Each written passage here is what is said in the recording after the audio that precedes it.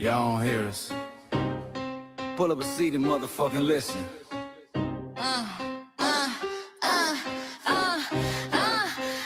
Pull up a seat and motherfucking listen.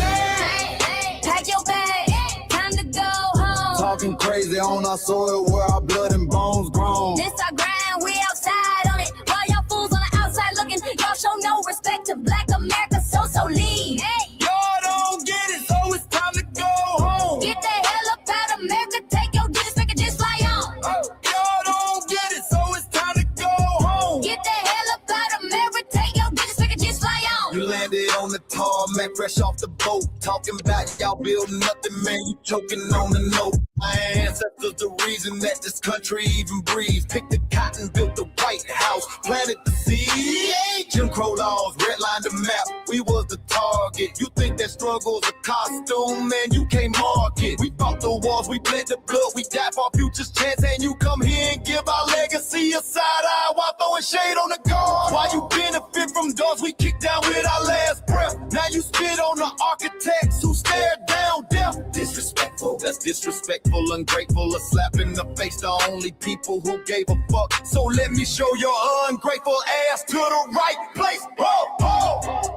Pack your bags, time to go home. Talking crazy on our soil where our blood and bones grown. This our ground and we outside on it. While y'all fools on the outside looking, y'all show no respect to Black America, so leave. Y'all don't get it, so it's time to go home. Get the hell up out of America, take your disrespect and just fly on. Y'all don't get it, so it's time to go home. Get the hell up out of America, take your disrespect You and got just the fly on. passport, the visa, the privilege to be here, cause my grandma did march for y'all, so disappear from our land.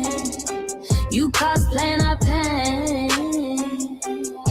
Think it's a trend you can borrow, but you ain't inherit the ghosts of our sorrow. We the foundation, the bedrock, the soil and the root. You not no branch on our tree, and unproductive people always cosplaying me. Talking about we ain't do nothing, you lost your mind. We built this from nothing, time after time. From the beginning to now, we've been the backbone and muscle. Why you look down on the struggle and cause a whole tussle? The energy spot was discussing this whack.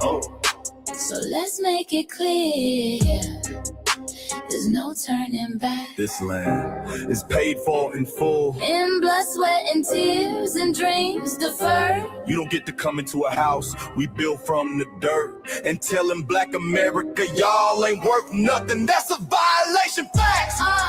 Pack your bags, time to go home. This our soil, on our soil where our blood and bones grown. Show respect, this our ground, y'all just tenants on a leash. Or get the step. Show no respect to Black America, so leave. Don't get it, so it's time to go home. Get the hell up out of America, taking your goodness, I can just like on.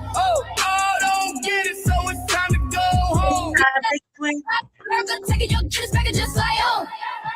Yeah, fly little birdies. Fly on back to where you came from. This ain't for you.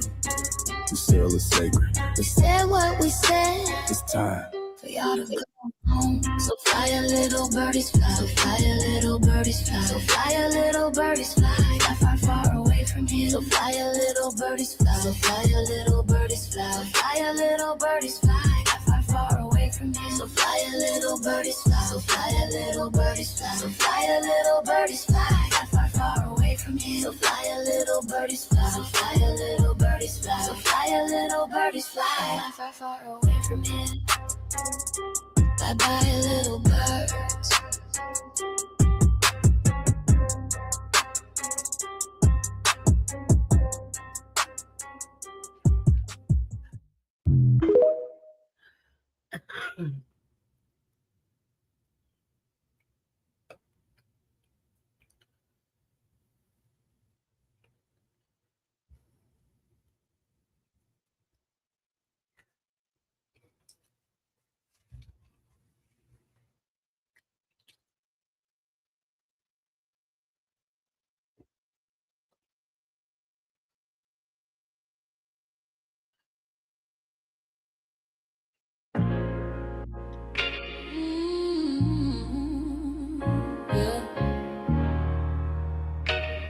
They thought we forgot, but we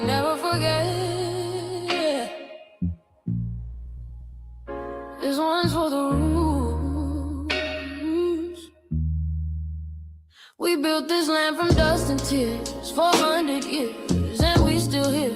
They write new rules, but they don't see. Every freedom they got came off you and me. We planted seeds, took the bloom, we lit the flame. They left the room, but we back now, know the skies. The spirits woke, we realize all we want is what we earn. That sweat and blood, yeah, that table turn. You can't buy culture, can't fake that vibe. This is our day, this is our ride. We happy day. Say it loud, say it strong. We the heartbeat that's been here all along. Foundation of Black Americans, stand tall. We ain't begging for nothing, we built that all. Born from pain and grace, you can see the truth written in our face. We the soul, the sound, to fight the flame. Foundational Black Americans, say our name. They love our rhythm, but they dodge our blues. Use our voice when it fits their news. They take our sound, but not our scars. We the backbone, we the scars. Now the veil is gone, the mask is clear. We see the game, we know what's here. No more silence, no more lies. We lift that flag and watch it rise. Rise up, rise up. We the ones that made this nation breathe. Our veins are power, our roots are trees. We know world is rhythm and grace shows, and now we're reclaiming our rightful place. Can't copy, that another time. so by changing names, our story ain't done. It's survival. We guard the gate, it's about survival. We FBA, say it proud, say it loud. The world dances on what we vow. Foundational Black Americans, still we stand, still we fight, still we demand. Every block, every song, we've been right here all along. The soul of a people strong and free. Foundational Black Americans.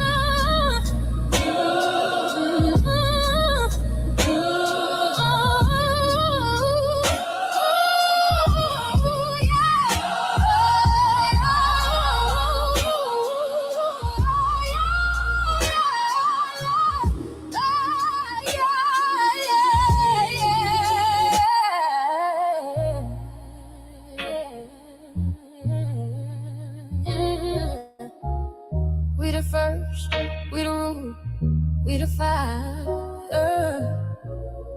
Still rising, still here. Foundational Black American. We set the tone and they copy the cadence. Dance to our drums and deny the foundation. Wear the style but don't honor the source. Smile in the crowd and you distance and force. Say you not us but you rap like we breathe. Take the rhythm, then fuse the receipts. I ain't mad, I'm just holding the glass. Throw in the mirror, now answer it back. I ain't here to cancel nobody. Just keep it honest, keep it solid. If you eat from the table we built, don't act surprised when we guard it. Do you like that? Do you like that? When I flip your sound and I ride like that. Do you like that? Do you like that? Do you like that? Cause that's how it feel when you borrow my culture. And act like we never Like always. mattered.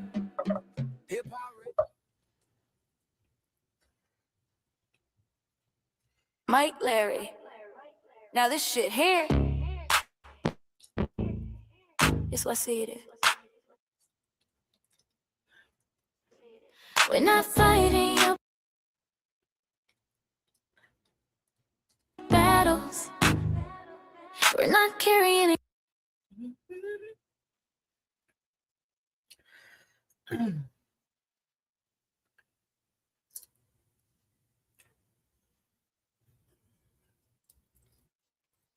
Your fear. We're not lending our history to people who erased us while we were here.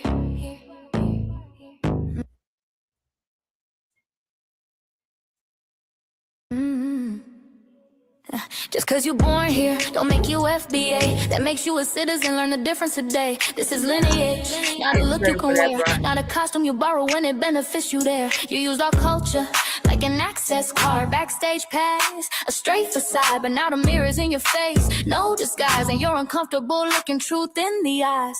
We didn't leave our land to beg for a chance. We stayed, we fought, we took every advance. That's the separation, that's the line you cross. We paid the price, you learned the cost. You waving your flag on our soil, but fighting not to go back home.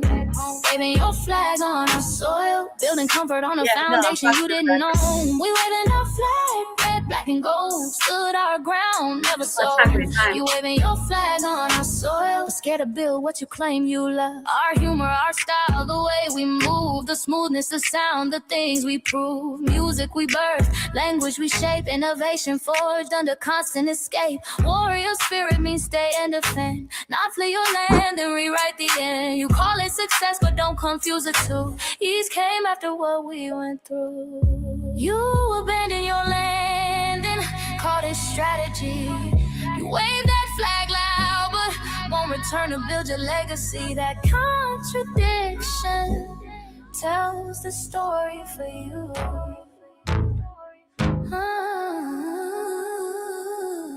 You waving your flag on our soil, we're fighting not to go back home. We waving ours where we were forged, every inch earned, every brick known. We can't be deported, and that truth changes everything. We can't be deported, and that truth changes everything. We know who we are, and now we see who you are too. Just because y'all born here doesn't make you FBA at all. It makes you an American citizen. It's biologically impossible to be us because it's a lineage, not some damn costume you can just put on to look cool. You immigrants and immigrant Americans has used our culture as an access card, a backstage pass to our culture. Now y'all have to look in the mirror.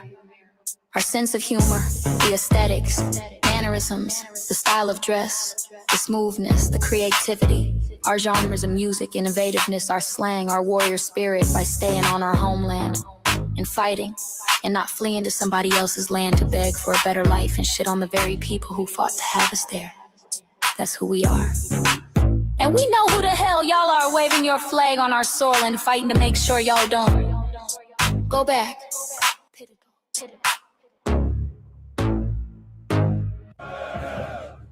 You can't leech off our culture anymore. Beat it!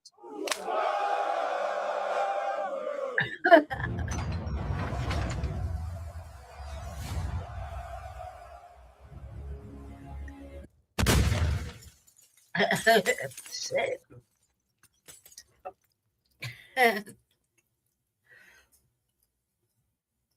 Mike Larry, man. You did it again. We really making history. Let's go. Do you like that? Do you like that? Flip your sound. How you like that? Do you like that? Do you like that? Say it loud, don't walk it back. Do you like that? Do you like that? You grew up mimicking us, now y'all switch it up. Turn the carbon copies, y'all ain't black, what the fuck? It's funny y'all connecting to our culture like it's Wi-Fi. Surfing on our waves of our culture, no more agua. Still in my culture for all these years. Look how time flies, all these colonizers in disguise. Y'all hate, y'all still hate us outside. Study dope, drip vampires, it's the blood of our guilt. They copy the flavor, sip the juice, love the results, hate the truth. Who? I got up here to Do you like that? make my little meal and shit. I ate my little Do you meal. like that? Do what I could. I gotta go lay that down. Do you like that? Flip your sound. How you So like I'm that? gonna be like, Do you like that? Democratic shields, talking points, the road they fill. Fish and chips, agent on the mic, judging FBA, but ain't you half white? Talking like you one of us, we need a proof face. The agent type with a prune face, like 50 and Jim, it's a cold game. Throwing stones cause we build our own lane. I'm joking, kinda, but I mean, smile calm, pressure intact. Y'all proud with where y'all from. Where they flag, beat they drum. But when it's us, tone switch fast. Same pride, but it's too much. FBA pride, lineage solid. You can't put this on, can't try it on. Built here, stayed and fought. That's the difference. That's the car. Do you like that? Do you like that? Say it clear, don't twist the facts. Do you like that? Yeah. Do you like that? Do you like that? Point made. No edit. No care. I can't eat shit. You know, erasing history is something that you have to do when it comes to conquest, domination, and destroying a people. If people knew who they were, what they were, and what they were capable of in the past, they will understand what they have a possibility or a likelihood of doing in the future.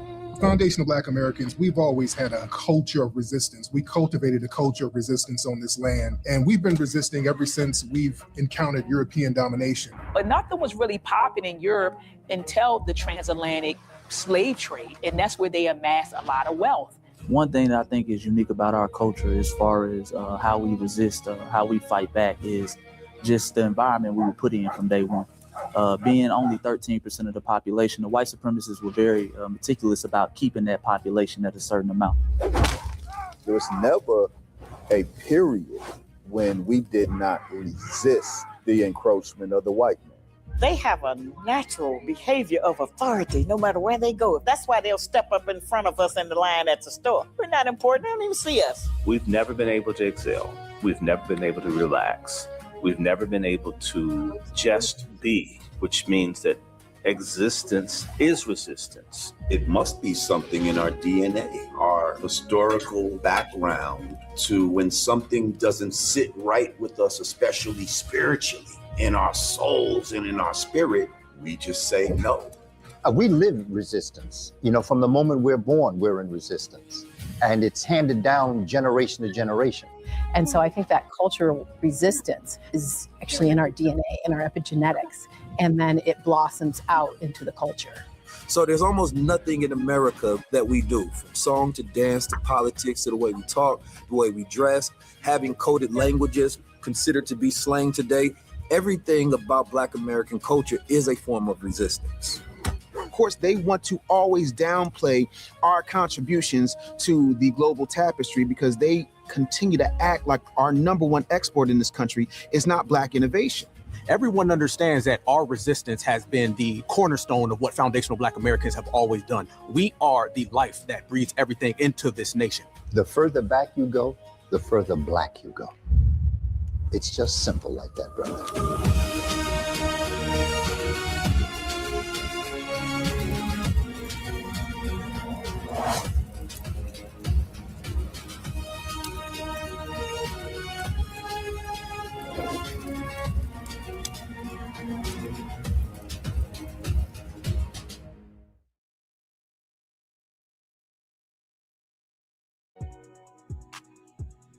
Introducing the B1 Rolodex, the easiest way to search for and support FBA and B1 businesses. Hundreds of entries from the Black grassroots for the Black grassroots. Free to use, free to download, constantly updated. Trouble navigating the document? Try using the map version. Notice a business missing? Use this simple Google form to submit an FBA or B1 business. Also submit anti-Black businesses, which are now being collected in that last tab. Find resources, contact numbers, and much more using the second tab. All the info you need to start practicing group economics today. Go to blacktruthunited.com. That's blacktruthunited.com.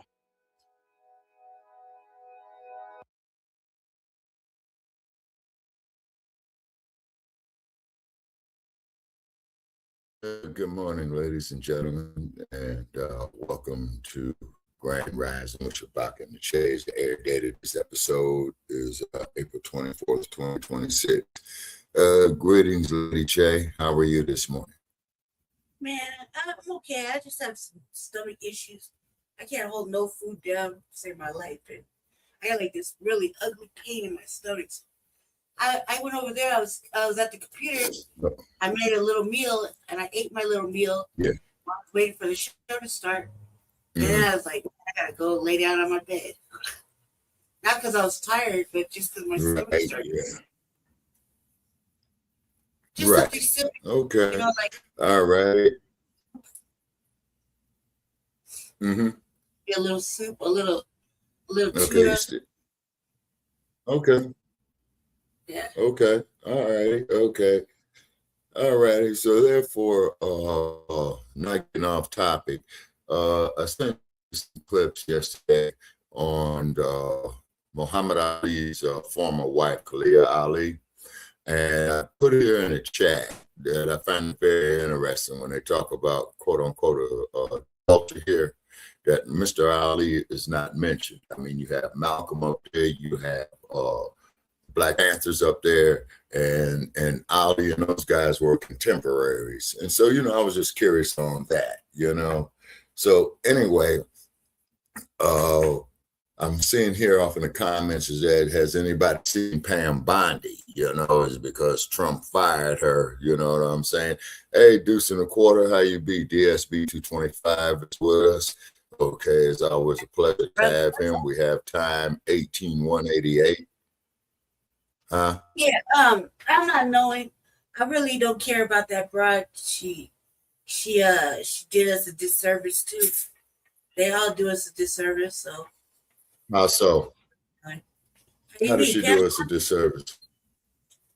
By taking up for the president. Oh yeah, Pam Bondi, the hell with her. I don't give a damn about her. Yeah, but somebody has put it up there. Yeah, like where she at and stuff like that. Ain't nobody seen or heard from her. But regardless of the fact, she still got her pension. From being the Attorney General of Florida. She got her pension for being, the U.S. Attorney General. So she's got two pensions. You know what I'm saying? Mm-hmm. And the way this crap is going on is getting more and more redundant with Trump in office. Okay, and with idiots about his impeachment. He will not be impeached. It's because they don't have the votes for the impeachment, number one. And the key is not so much the impeachment, but the key is, how can they remove him from office, you see? But, he's been the rules to his benefit. He's got all his ass kisses around him and stuff like that. And then what's up with that drunk Cash Patel? I'm not knowing. I'm not Okay, knowing. all righty. And let's see. Okay. All right. Let's see. Y'all can y'all hear me? He's pending, you know what I'm saying? Stupid. Yes, sir. Streamyard's acting stupid this morning. The computer's acting stupid. Streamyard is acting stupid. Oh, okay. I'm not surprised. You know what I'm saying?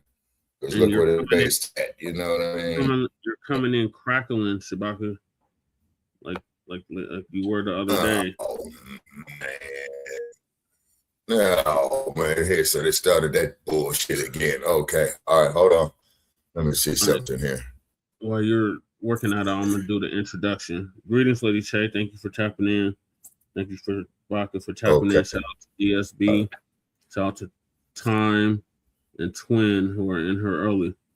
And on this season 11, episode 33 of Grand Rising with Shabaka and the Chase, in conjunction with the Front Line Blacc News, we'll be discussing several topics.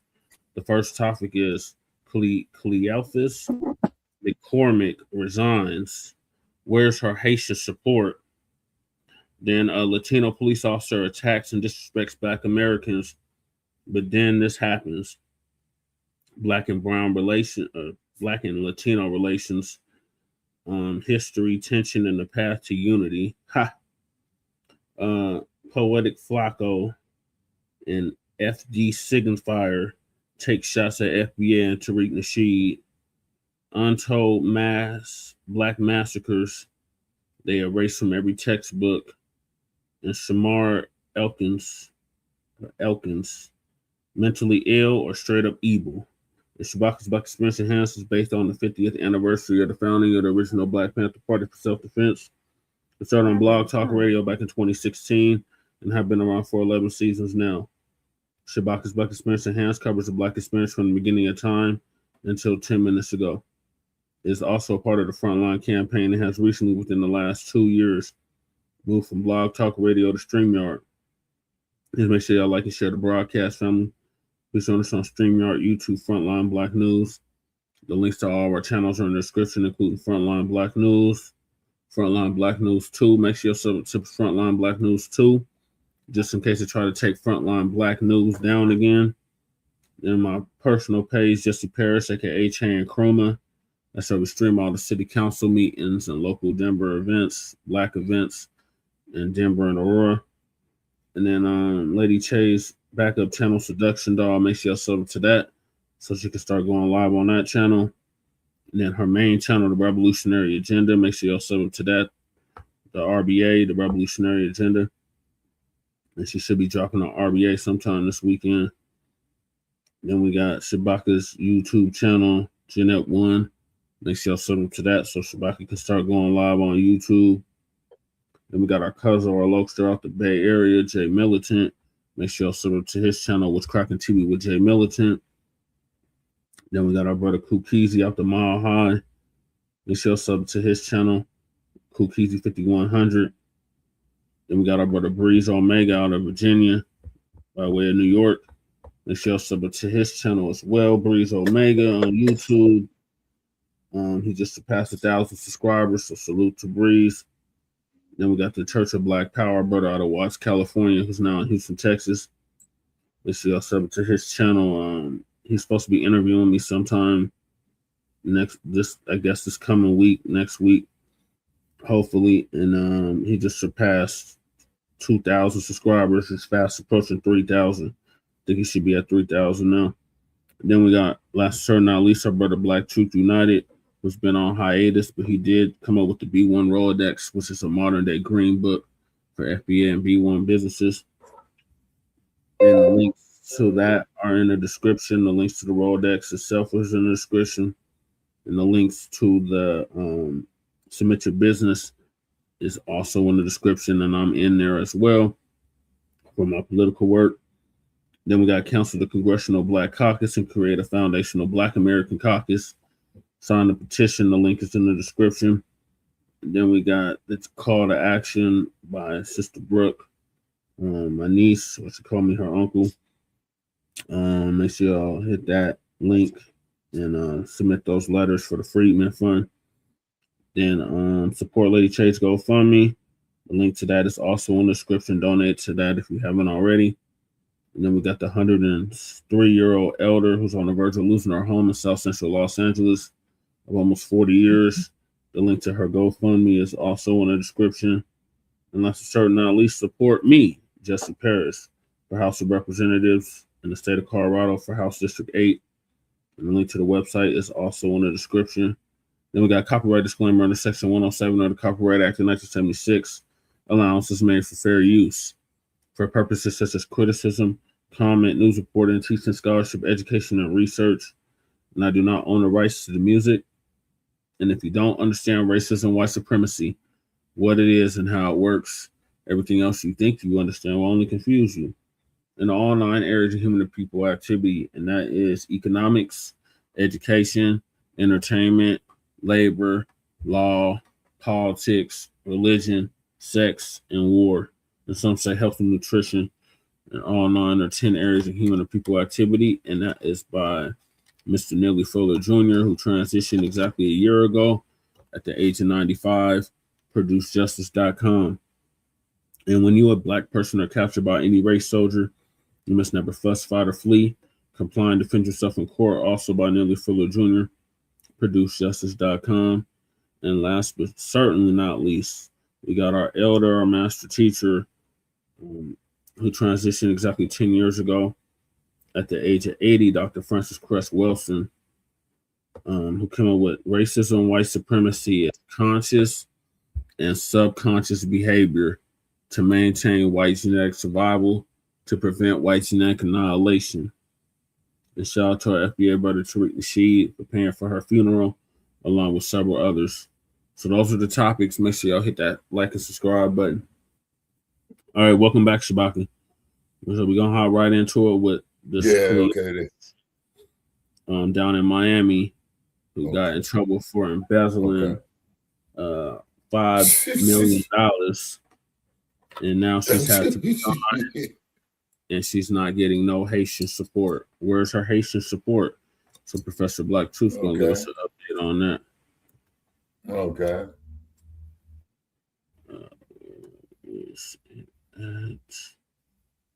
Where are you at? Did I close the tab out? Okay, hold on. I gotta find the tab. Okay, here it is. Share my screen. And here we go.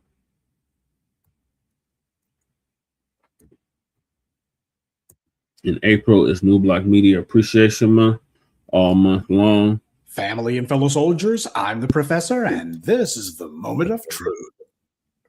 Looks like cleaning the House of Representatives just in time for the midterms, too.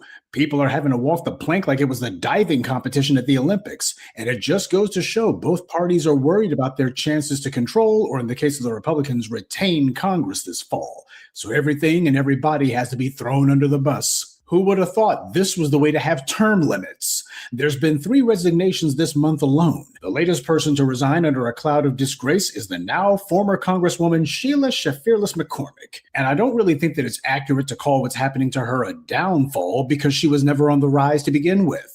For those of you who weren't paying attention, she's been indicted for allegedly running off with up to $5 million in disaster relief funds that had wrongly been sent to her family's so-called healthcare company during the COVID crisis.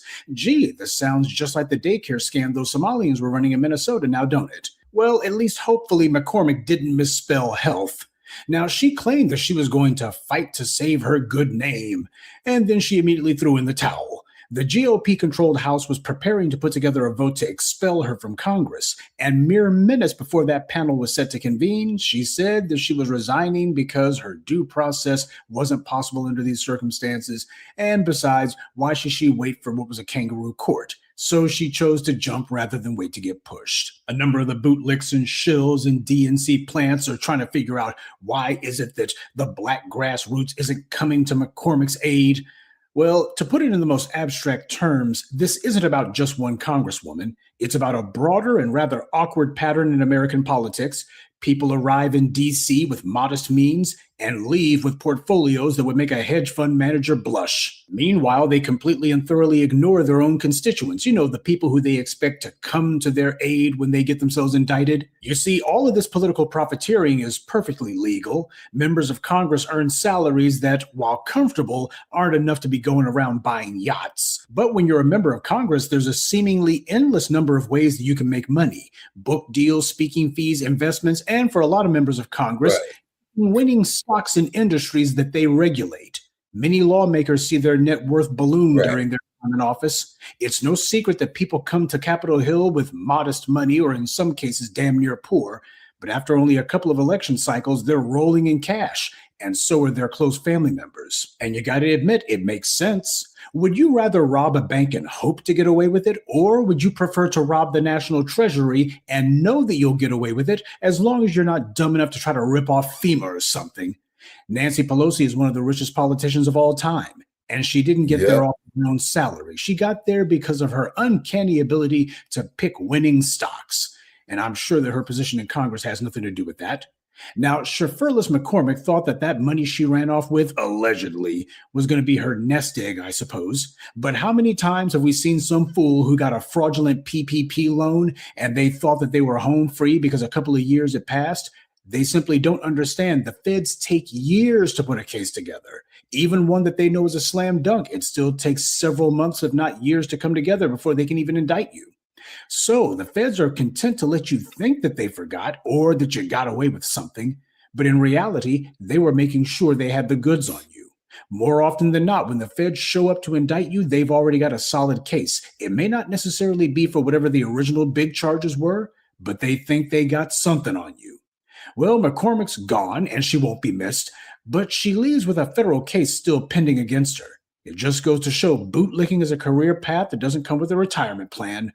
She is, however, the perfect poster child for the failed Congressional Black Caucus. She's an immigrant who tried to operate the way that she did back home. She took full advantage of the opportunities made possible for her by foundational Black Americans, and then showed us her behind because she thought she had made it. In other words, she thought to herself that she was on the team. The white supremacy had gone ahead and given her a comfortable spot, and all she had to do now was just cash in. She wanted to be a big shot.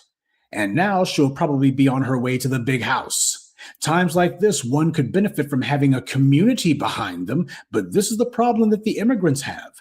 They came to see what they could get. So when Donald Trump begins rounding up the illegals, it's difficult, if not impossible, for them to band together because they all ran around talking that I come from a superior culture stuff. Most of the immigrants have a tribal mentality where in their home country, the tribe or ethnic group is more important than the collective. And as a result, not only is one group of immigrants unable to unite with another group of immigrants, but the immigrants aren't even able to unite amongst themselves. This is why an overarching sense of blackness could never take hold in Africa like it did with foundational Black Americans in the US.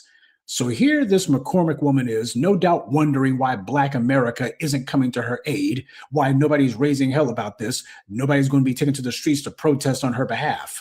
Why should we? What the hell has she ever done for us? And besides, she was very proud to be a Haitian American. She made it very clear that was her delineation, and that being the case, she's welcome to it. She needs to go to the Haitian community in Florida and get her support there. Oh, wait. That's why she had to resign, for lack of support. I'd like to see those same websites from Haiti that touted her as being such a mover and a shaker. They were so happy to celebrate her victory and talk about this is the rising power of Haitians in the U.S.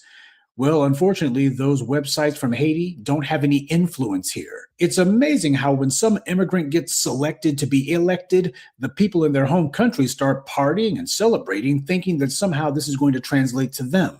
But it rarely ever does.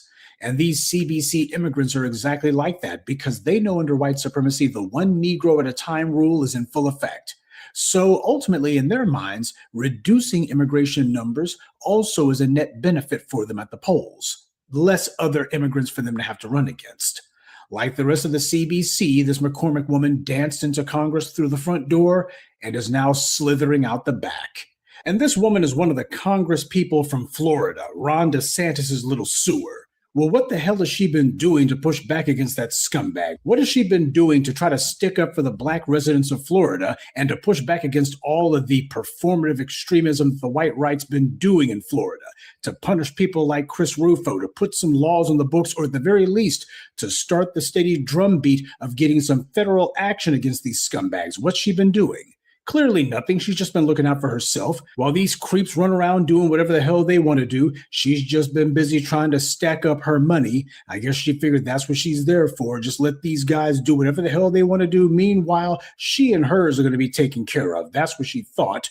And this is how it turned out. Make no mistake, there was no scenario where this woman was going to be staying in Congress. If it wasn't one of these scandals that got her, then sooner or later, DeSantis and his pals would do McCormick the same way that Greg Abbott did Jasmine Crockett. Redraw the congressional district maps for Florida, and you can get rid of McCormick with the stroke of a pen.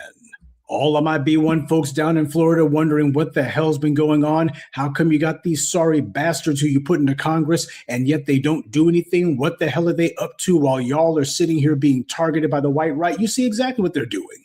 They could give less than a damn about you. And yet these are the people who were told you got to vote for them because they're the only ones who are going to protect you. Protect us from what? These people have never stuck up for us. Hell, they won't even stick up for themselves. This is why the GOP is running roughshod over these clowns with all this voter district map redrawing that's been going on. These fools were so busy trying to snatch whatever's not bolted down or on fire that they can't even be bothered to fight for their own districts. The immigrant Black caucus is so incompetent they can't even band together to use their numbers for anything, even if only to preserve their own worthless hides. But let's be honest here. She's not sorry that she pulled this stunt. She's only sorry that she didn't get to keep the money. The moral of the story is that ultimately bootlicking doesn't pay. And if your support base isn't comprised of rioters, all of that bluster and all of that bragging about your superior culture won't mean jack. This is why the Black grassroots does not have anything to do with these backstabbers. Ultimately, these guys are going to crumble under their own weight. If white supremacy doesn't crush them, then the lack of Black support will starve them for oxygen until they eventually keel over. And they will deserve it, because at the end of the day, if they're not trying to preserve our position, what the hell would we look like trying to preserve theirs?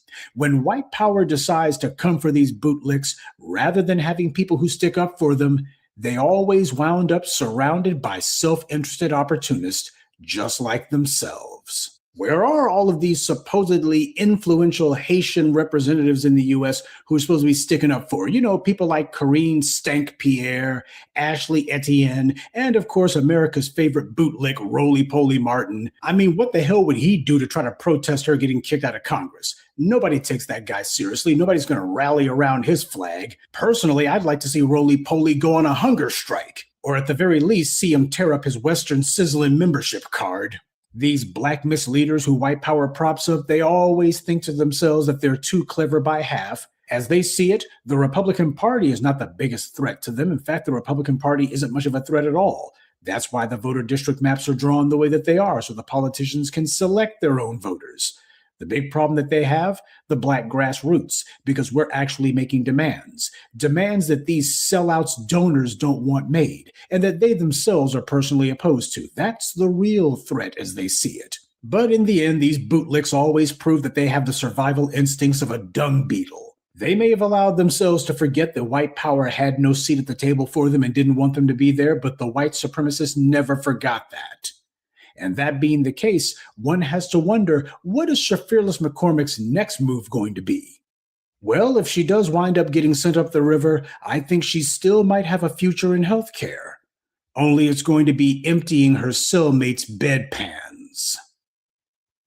Good day, and be one. I'd like to take a moment to mention some of our contributors: Paul Bonham, Williams, Najee Wright, Christopher Ellis, and Alden Atkinson. Salute to them, and thank you to everyone for listening, liking, and sharing this message. Black empowerment only exists because of you.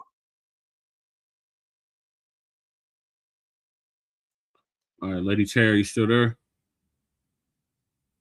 Lady Che. Yeah. What are your thoughts? Yeah, not the bedpans, DSB. She got a representation. So she's getting the water. Mm-hmm. Yep, I agree. This is why we delineate, because of politicians like this. She was so gun-ho for Haitian this, and I'm Haitian that, and now where the Haitians at come to her rescue? Nowhere to be found.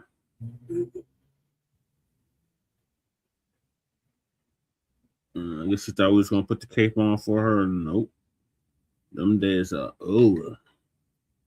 You made your bed, now you got to lay in it. See, Elvis?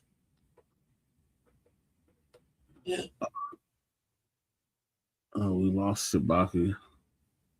I want to get his stats, but I think Streamyard is acting up again.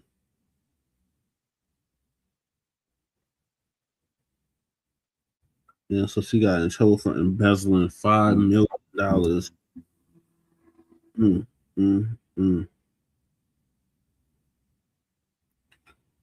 All right, well, I don't know what's taking Shabaka so long to get back in here, but we'll move on to the next topic, and that is the Latino police officer that attacks and disrespects Black Americans. But then this happens. So our brother Chase is going to give us an update on that.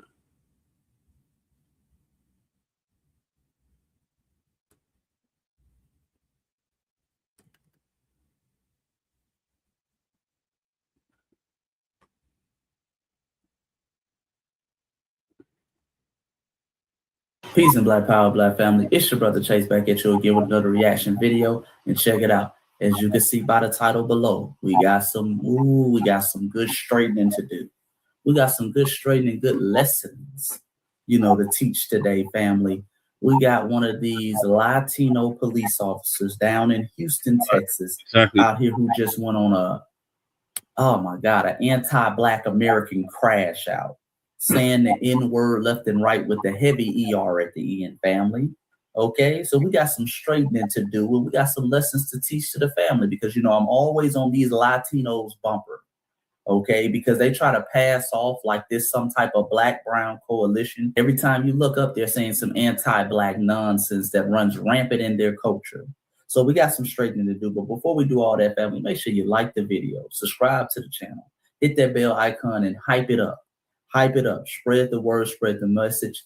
Thank all the family for the love and support. And make sure you go get one of my newest books, When Black Americans Stop Singing and Start Swinging, because it's a must.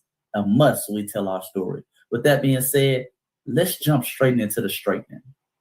Now, family, I had to edit the video because she said the N-word so many times in this video. I didn't want to get the video demonetized or taken down off YouTube. Okay, family? So whenever you hear a beep, that's her saying the N-word with the ER at the end. Okay? So let's listen. The amount of times that I will always and forever say that I hate. Oh my God, I hate. Like, I hate y'all. Like, I don't. Oh, we were slaves this entire. I don't give a.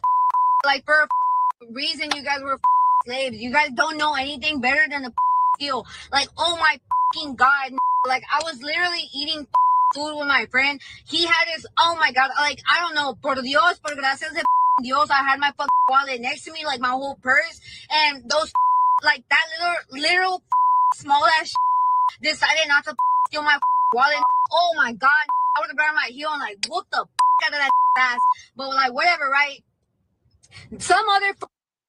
Okay, let me pause right there because she does 2 videos on this. Now, again, all that beeping was her saying the N-word left and right. She was referring to Black people, and you can find the unedited version, social media, Instagram, TikTok, places like that. But she was referring to Black Americans as chimps and monkeys. And okay, she started regurgitating some old school anti-Black American rhetoric. Okay, family? Old school with it. Here's the thing. 2 things, family, before we move forward with the last video, because it's real simple. This is not going to be a long video. Number 1, as I always tell y'all, let ICE do their damn job. Let ICE do their damn job. I got to do it like Umar. Umar like to repeat stuff 3 times. I'm going to repeat it 3 times.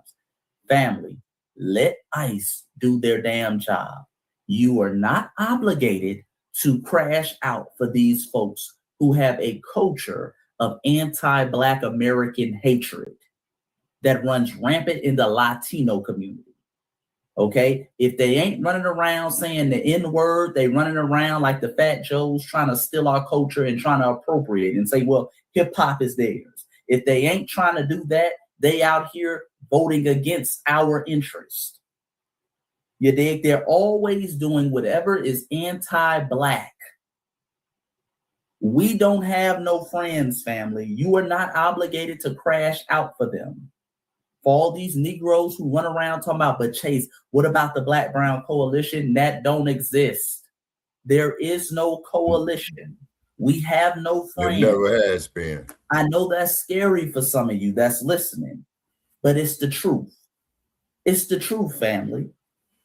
This is another classic example, and this is not an isolated incident, family. Okay, y'all can just look through my page. All these anti-Black things that these Latinos say and do, it don't make no damn sense to still be running around here with the illusion of a Black-Brown coalition. That's why I tell y'all, let ICE do their damn job and let them fight their own battles. Number 2, and this is another, again, reminder to my foundational Black American family, because she's in Texas. And I always say that, unfortunately, I see a lot of Black folks, sometimes foundational Black Americans in Texas, especially states like New York, and I would say California, particularly around the Los Angeles area. They're always giving these passes to these Latinos to say the N-word. And the excuse is always, well, Chase, you got to understand, man, we grew up together. We went to the same schools together. We both got issues with the police. That don't matter. Just because somebody grows up with you, just because they have a similar enemy as you, don't mean they're your friend. These folks are not a friend to foundational Black Americans. They display that same anti-Black American rhetoric as these white folks do. Please understand that, family. When they're sitting up here saying the N-word, that is not a term of endearment. They're not sharing some type of camaraderie with you. They use the N-word like a trophy of their conquest over you. Notice that when these folks go on these anti-Black American rhetorics, they run around here talking about who gonna stop me from saying nigga, nigga this, nigga that. Notice it's always coming from a power dynamic. Understand, she's a Houston police officer. She's been probably running around Houston, hemming up Black folks, abusing Black folks, abusing her position of power. And now she feels so powerful because she views herself as someone who has conquered Black people and is in a superior position over Black people. Well, she's going to call us nigga now. She's going to put us in our place. She's superior to us, and there's nothing we can do to her. We can't touch her. All right? That comes from a power position. Them running around saying the N-word. They view that as a trophy to show that they conquered us. That's that conquistador mentality that many of these Latinos come over here with. And has nothing to do with some type of camaraderie. Remember, we always play this video. Listen to Mexican OT. He got into hot water, I would say last year, about him saying the N-word. Listen to how he describes it, and then we're going to come back and play the rest of the video and listen to what she says. You know, it's always from this power dynamic. Check this out. MD. It's really strong. I have a question. So, you know, like you're from the South. Obviously, you grew up a different kind of way, and you're a rapper too. Do you feel like you could say the N-word? I feel like I can say it, but not because of that, and I'm gonna tell you why. Mm-hmm. Listen carefully.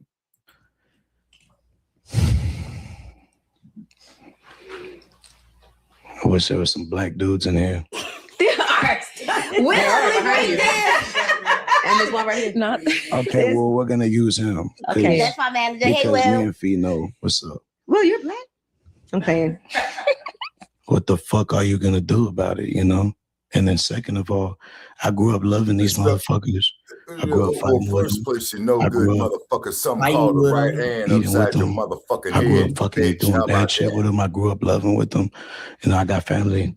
And it's not even about family. Even if I wasn't related to nobody out Black, I mean, it was shit. It's what the fuck I was surrounded by, you know? Like, I respect people that they feel that way. Mm-hmm. And that's why I try to shut the fuck up about it. Right. But if you're from where I'm from or anywhere, what the fuck are you going to do about it? You know, it's like I done went to the jungle and earned the lion's head.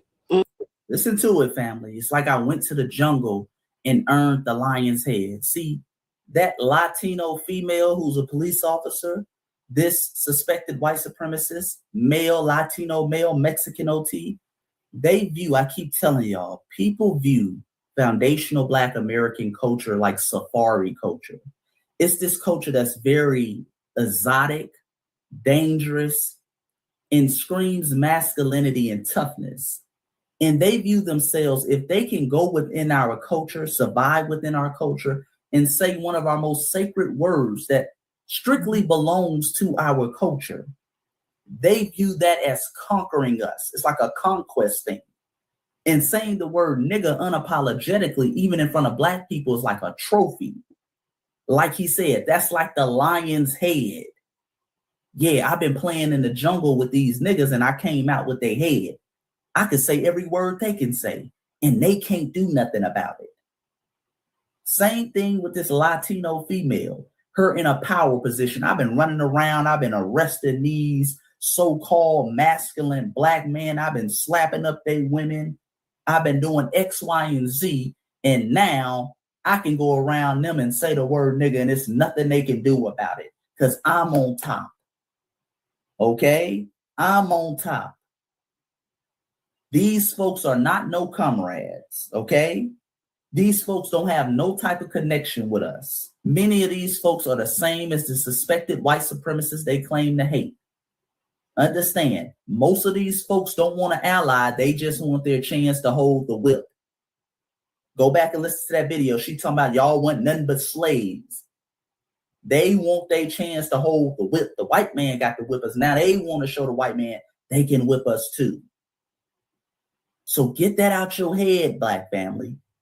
Please get that out your head. All this, I'm giving them a pass. They grew up with me. Stop it.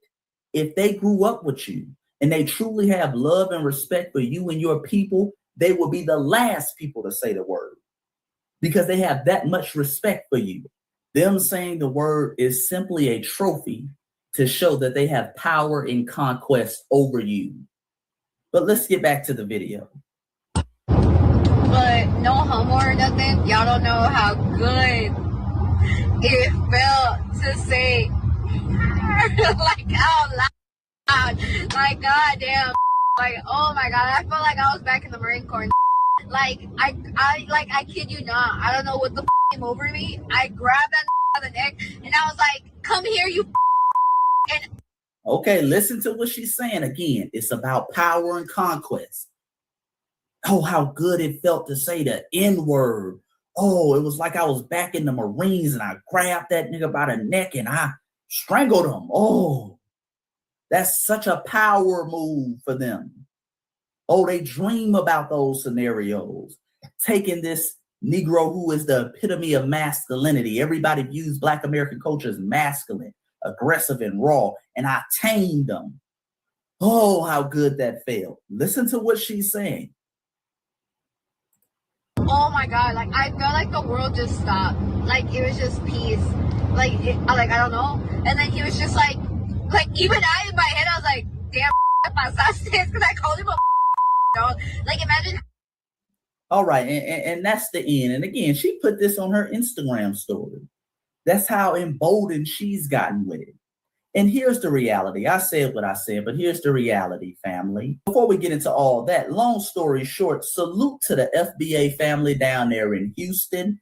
They got on her bumper. They hit up that Houston Police Department family and got her fired. Shout out to the good sister down there, Dr. Matthews. Let me play a little clip to her. They got on her bumper. Everyone, I'm Dr. Candace Matthews, national renowned human civil rights activist, advocate, and author, I might say. Well, we out here today, tonight actually, in regards to Officer Ashley Gonzalez. Well, I'm going to say used to be Officer Ashley Gonzalez. Mm-hmm. So I just find it interesting that she was just so bold and emboldened to just be talking like that on social media about Black people. Okay, and you think you're gonna be a police officer in my city over here displaying that kind of behavior? Baby, let me give the community an update. She is no longer working for HPD.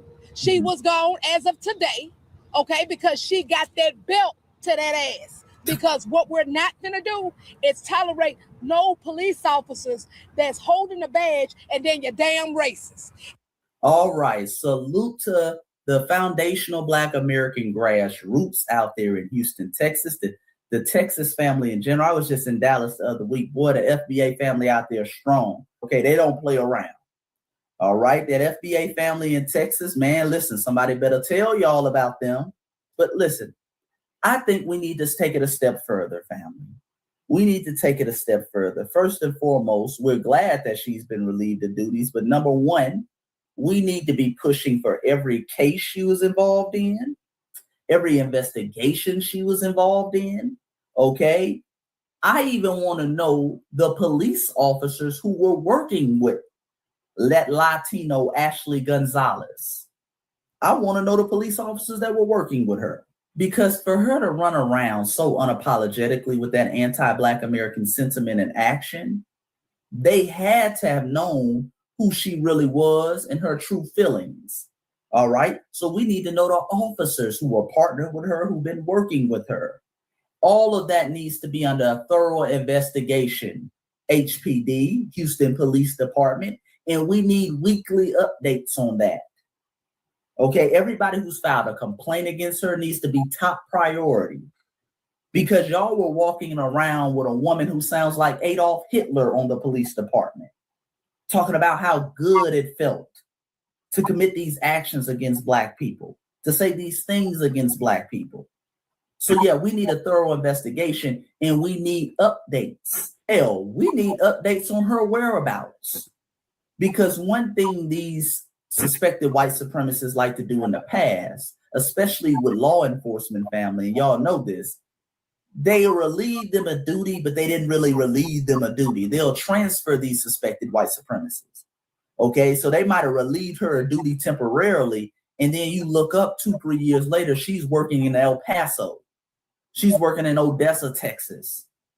She's working in San Antonio. They didn't transfer her somewhere else to a desk job at the police department. Yeah, like Florida. Okay. There's an old saying that these suspected white supremacists don't get fired, they get transferred. So we need to make sure she is completely fired. That needs to be an asterisk on her record. Plain and simple. Wherever she goes, we need to be clear. You're hiring a white supremacist by the name of Ashley Gonzalez. Because we got to even stop saying she's suspected. She said what she said. So family, even though we got her relieved of her duty, we need to stay on top of it. We need to keep her name in that database. We need to continue to call HPD. All right. We need to continue to do these things. We need to continue to stay on her bumper. In the HPD's bumper, we need a thorough investigation of not only her, but the officers around her. Because she ain't the only white supremacist working at the HPD. You don't survive being the only one up there talking like that. But comment below, family. Tell me what you think. Like the video, hype it up. And most importantly, go get your copy of my newest book, When Black Americans Stop Singing and Start Swinging. Because it is a must we stand on FBA business, and it's a must we tell our side of the story. Until next time, family, peace and Black power. I'm out. Black power, Brother Chase. Yeah, so Ashley Gonzalez, you got vote. But like he said, she probably just got transferred to another department. Right. She gonna keep practicing that anti-Black hatred wherever it is they transferred her to. Right. As far as what you said, MD, are you trying to say that they can't say nigga? Because I don't condone that shit at all. Not in the fucking least. It to the fullest.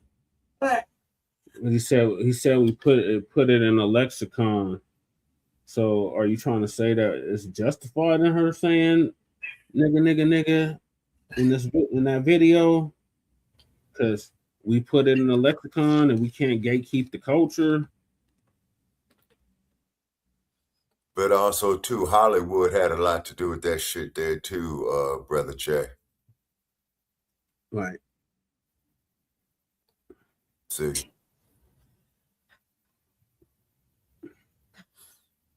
Okay, MD20 says, I don't believe that.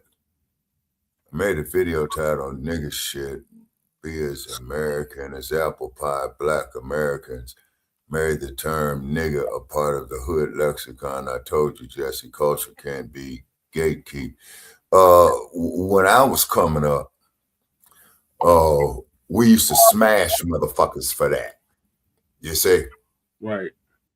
Yeah, just like what DSB is saying right here. I wouldn't advise anyone that's not my people to use that word around me. It might cost you a few teeth. That's precisely what I'm talking.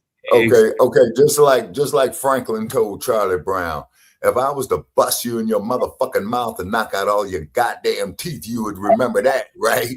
Right. Yeah, say so. Hollywood did a lot with that shit. Plus the music industry had done a lot with it. Then they try to come up, oh man, it's just a word. So if you go up there and call these motherfuckers, some derogatory racial terms about them, which I am very capable of, okay, then you got a fight on your hands. Mm-hmm. You see? So which means is that they got to see the other side of this coin. You see? Right. Yeah, because they tolerate us calling them a bunch of wetbacks and spicks. Yeah. Oh, yeah, I can go on there. Wetbacks, spicks. You know what I'm saying? And no offense to Lady Che. You know what I mean? It's not Mexican. Beaners. You know what I'm saying? Yeah. Let's hear from Lady Che. Oh, we lost Lady Che. God damn it. We just lost her. Okay. See, and then, but what had happened is, man, see, you got these so-called Negroes in quote unquote positions of power who do not check these individuals. Because if you're in a position of power and you don't check these individuals with said power, then you really have no power. Just like this bastard man is going to come up here on my Facebook page when I show pictures of the Blacc Panther Party Museum. He says, oh yeah, the Crack Panthers. And I'm like, man, fuck you. You know what I'm saying? And like I said, you know, like I told, you know, other idiots, take your ass up there to Defirmary Park, do a live feed and talk that shit and watch how fast Newton's nephews get up there to whoop your motherfucking ass. Right, with the quickness. Yeah, and they've done it more than twice, okay? You see, they've done it more than twice, just like the sister who came up there, you know, defending her uncle's memory. You know what I'm saying? You know, and what have you. Yeah, oh yeah. Yeah, you putting your well-being at risk. You know, you go up there to the Defirmary Park with that shit. Do a live feed from there. Make it live. You'll say, and they'll be on your ass quite quickly. You know what I'm saying? But the thing is, though, Brother Che, over the course of my lifetime, you know, I just seen it deteriorate. But once again, it goes back to the crack epidemic. You see what I'm saying? Yeah. Yeah, see what our man was talking about, you know, Gary Webb, you see what he said. May he rest in peace. You see, he didn't have to do that, but he did. You see what I'm saying? And he paid the ultimate price for it. You see what I'm saying? Okay, and DSB Deuce and a Quarter says, I wouldn't advise anyone that's not my people to use that word around me because it could cost you a few teeth. Yes, sir. Exactly. Right. Exactly. That's the stance I have. DSB. I don't tolerate shit. And you off code Negroes that allow that shit, you get checked too. Oh, hell yeah. You see what I'm saying? But once again, though, Brother Che, you see, now that on that element right there that you had mentioned, this is why, you know, during the 60s, you had a quote unquote, what do they call that? The Pan-African, I'm going to use the word,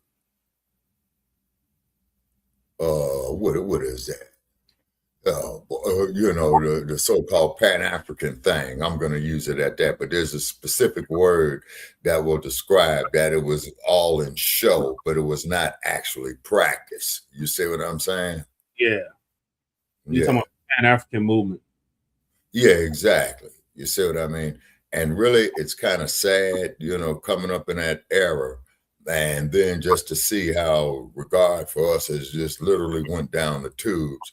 But then, as you said, Brother Che, with the motherfuckers who sold us out on the continent for that alcohol and whiskey, same shit, sir. Same shit, except it's just on a different piece of paper. You see what I'm saying? You know. Yeah, and I'm so very, very sorry that I had. They be the main ones that allow these Latinos to get away with saying that shit. That's that's what I'm saying. Okay, just like with Traore, he up there capitulating, you know, with as you pointed out, with Putin. You see what I'm saying? Because if you really check it out, Brother Che, Dumpster, Putin. One thing that they do look at each other as, Brother Che, is white. Yeah. So they would have a more white solidarity thing. You see what I'm saying? If anything else, you see, well, when you note out this type. Look who they click up with in prison. Look who they click up with in prison. They click up with the Aryan Brotherhood. Yeah, exactly. You see what I'm saying? WAB. You see? That's who they click up with. You see? And then, Lord help our people, man, who's in there, caught up in there. You see? So therefore, young black men, stay up out of jail. You know what I'm saying? And then we can make the power swift. You see what I mean? Shit. And what I mean the power switch. I'm sorry. And we could do it quite swiftly. You see? Because one thing about us, when we got our viewpoints together in a line and what have you, it's an unstoppable force. Why do you think, man, that they go through these extra methods of division, these extra methods of making these dumbass movies in Hollywood shattering Black unity. You see what I mean? Now, you had to just demon time music where they talk about exactly. any and everybody. Yeah, exactly. You see what I mean? And then when you get these ass scratching Negroes who come up there, and then and I ain't gonna say you motherfucker's name, but I'm gonna talk about your shit. There's this one Negro, okay? Oh man, if the color of my skin don't bother you, can we be friends? Nigga, you're yassa bossing. Your ass scratching. You see what I'm saying? And I'm saying, hopefully that motherfucker sees this playback. You ass scratch. You know what I'm saying? There's nothing wrong. So you can share this out. Yeah. I need the YouTube link. Yeah. So, and what has happened is with this ethos of this quote unquote Black culture in the United States, Brother Che, it's all about self-degradation now. You see? That's because we have to control it, Shabaka. We're gaining control of it. That's what I was trying to tell MD. Got to gatekeep our culture. Yeah. Okay. And I appreciate DSB Deuce and a quarter what he said. He wouldn't advise anyone that's not my people to use that word around him. You see? Check him every time, Shabaka. Yeah, and that's standing on business. You know what I'm saying? Gotten in the fight. I've done all of that. As a matter of fact, the last time me and Lady Che went to go visit Sister Bianca, one of them on the damn train talking that shit, and I had to check him. And he get his mind right? Yeah, he got his mind right. Okay. And all this other type of shit, you know, and it's very, very sad that it has to be this way. But however, what the Dr. King said before he was killed, Jay, I led my people into a burning house with integration. This here supports his premise on that. It's these ones that's infested with, involved in gang culture. They're the bloods or whatever, and they think that's okay to say that word because that's all hear from the people around them. But it's like, nah, I don't care who your family is. I don't care who your friends are. They ain't my friends. They ain't my homies. They ain't none of that. So I don't care about none of that shit you talking about. You need to keep that out your mouth. Yeah, you see. And then, two, they always, man, want us to sit up there, man, and just go along with it. You see what I'm saying? But you go up there and call one of them motherfuckers a derogatory term about their culture, man, you're going to have your hands full. Yeah, they're not going to like that. Yeah, exactly. You see? But then, you know, it is what it is. You know what I'm saying? So it is what it is. Hopefully she gets completely terminated and not rehired anywhere else. But like you said, when they get fired, they just get transferred. Yeah, exactly. You see, you know, and that's what's so fucked up about it. You know what I'm saying? It really is. That is what's so fucked up about it. And then they said it, So shout out to the FBA family down in Texas that put belt to ass on this broad. So now welcome and thank you for joining into a deeper conversation on this. Black and Latino relations, history, tension, and the path to unity. I got unity. All right, so this is from the Isaiah Factor out of Houston. Okay. So panel discussion. As you can see, there's a brother and a sister up here, and then there's two Latinos up here. Okay.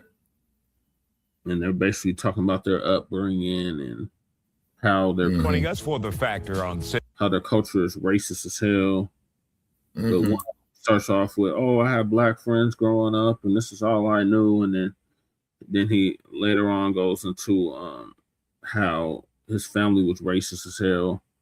And instilled that in him at a young age. Yeah. See, Censored HPD officer Ashley Gonzalez has been at the center of many discussions here on The Factor this week. She's been stripped of her police powers after the release of an alleged video of her repeatedly using the N-word, but beyond the badge. This incident exposes a much deeper, uncomfortable truth that few people want to tackle, talk about, even address: the unspoken tensions between the Black and Latino communities.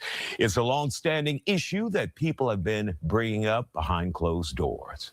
And I'm like very pro-Latina, but like being pro-Latina is like calling out in our community, and our community can be very anti-Black. The tension between the Black and Latino community needs to stop. And we need to be the generation to stop it. And we have multiple questions. What is really driving the wedge between these two groups?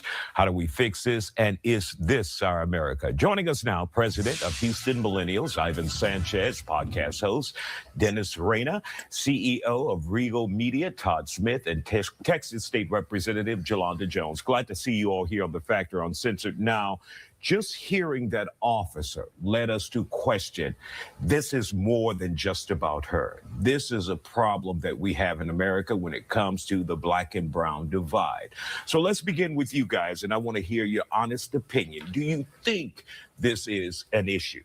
Oh, it's absolutely an issue. I mean, I saw it when I was on the HISD school board, where you had the Latino board members and one ally with them literally fire illegally the Black superintendent.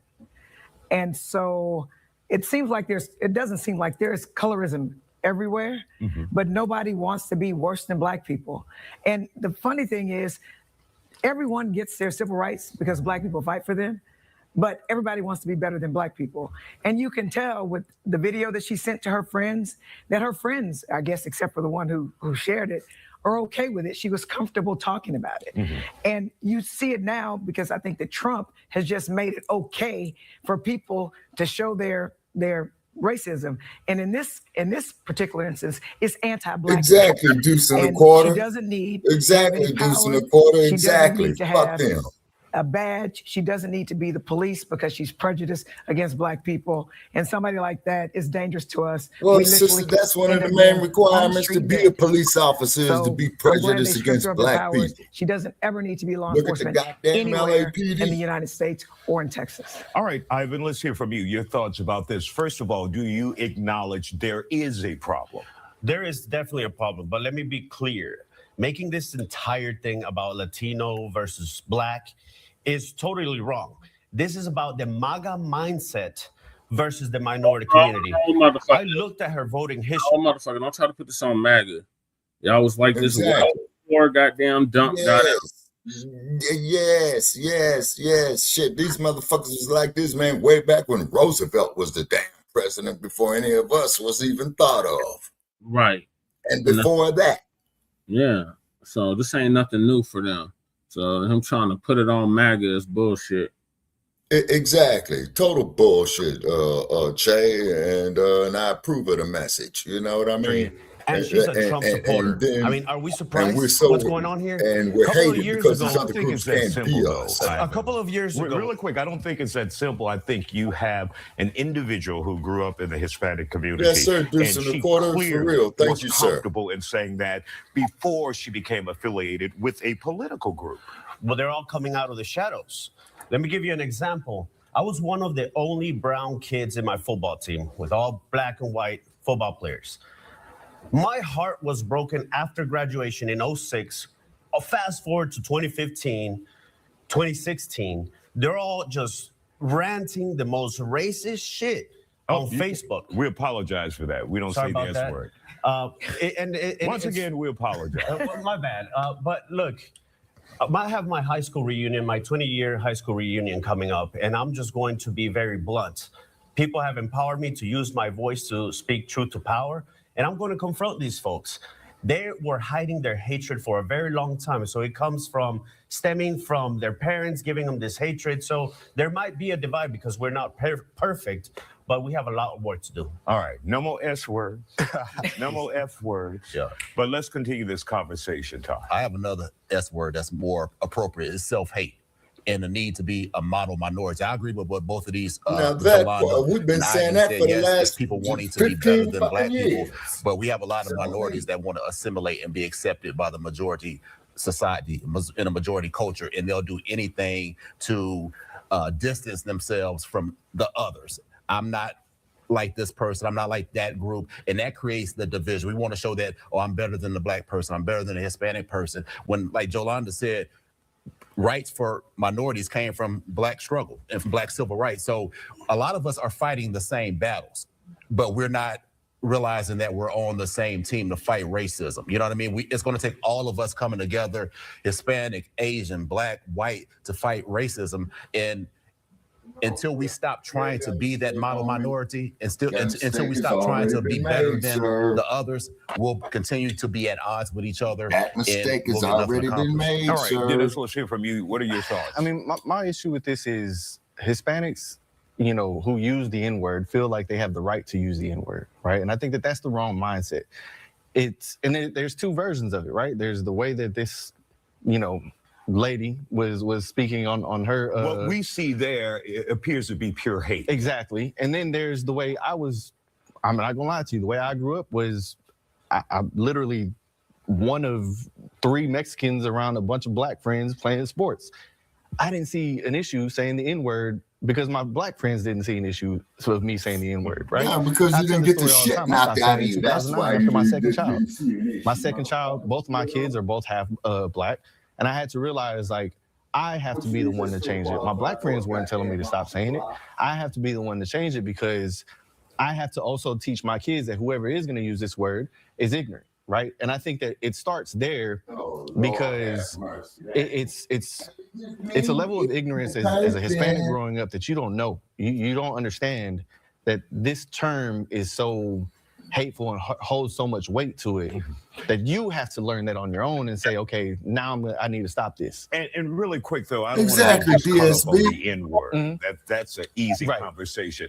In the Exactly, last 30 seconds DSB. before we go to break, have you seen or experienced hate of Black people by other Hispanics? So, That's what we're talking about. And this was going to go into what I was going to say is my family, right? My family they're all from Houston. They're all from Texas. Let's hold you there because we want you to finish that story. That's so juicy. We'll be back with more Factor and our guests. And once again, we apologize for Ivan slipping up. He's hot and all of that. We'll be back. Stay with us. And welcome back to The Factor Uncensored. We continue our conversation about the real unspoken tension between the Black and Latino communities. My family used to have very hateful ways in speaking about Black people as I was growing up, right? And as a child, I didn't see, that this was right or wrong. I just saw, okay, this is kind of how my family speaks when they're speaking about, this race or whatever. So as I started getting older, I started realizing like this ain't right. It got to the point that it made me so uncomfortable that I wouldn't even allow my Black friends to come to my house because I never knew what my family would say at that point, right? But as I got older, again, I'm the first person to bring a Black woman into the household and say, hey, this is who I'm with. I had to start checking things as they're being said. Mm-hmm. I'm at a party. I don't want to be at a family party worrying about what my family is going to say out of line, out of pocket.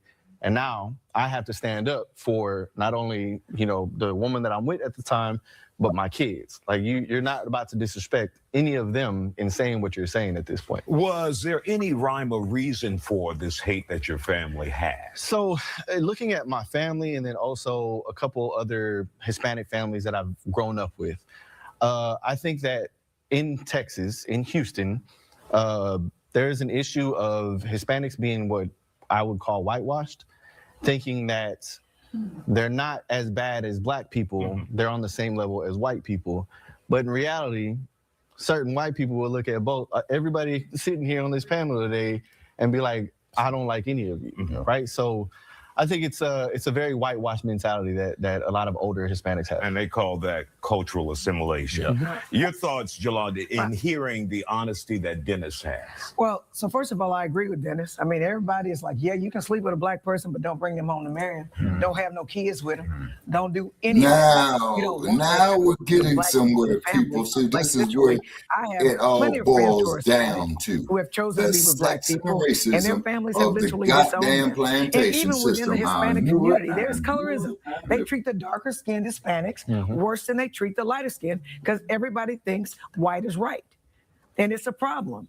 And black people, as God would have us, are darker than everybody. So if you go around the world, I experienced it when I lived in Spain. They treated Africans really poorly. They treated gypsies really poorly who were dark skinned. So around the world, everyone treats black people like they are evil. And the really crazy thing about us as black people is we always welcome everybody. We always try to bring everybody along with us. And nobody wants to be us. Everybody wants to culturally appropriate.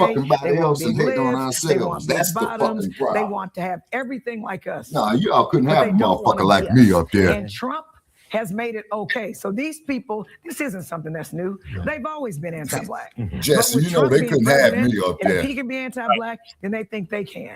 And I'm really thankful, really for it, because there's nothing like thinking somebody really appreciates your humanity, and then this time shows you that they don't. So there are a lot of friends that I had in high school. I went to a mostly white high school. I'm not friends with most of them, because they say stuff that's just unacceptable, and I check them because every time I see anti-blackism, I go at it like a heat-seeking missile, because if I remain silent and there's somebody around who doesn't have an opinion and I don't say anything, then they'll think it's okay. And I need to check it.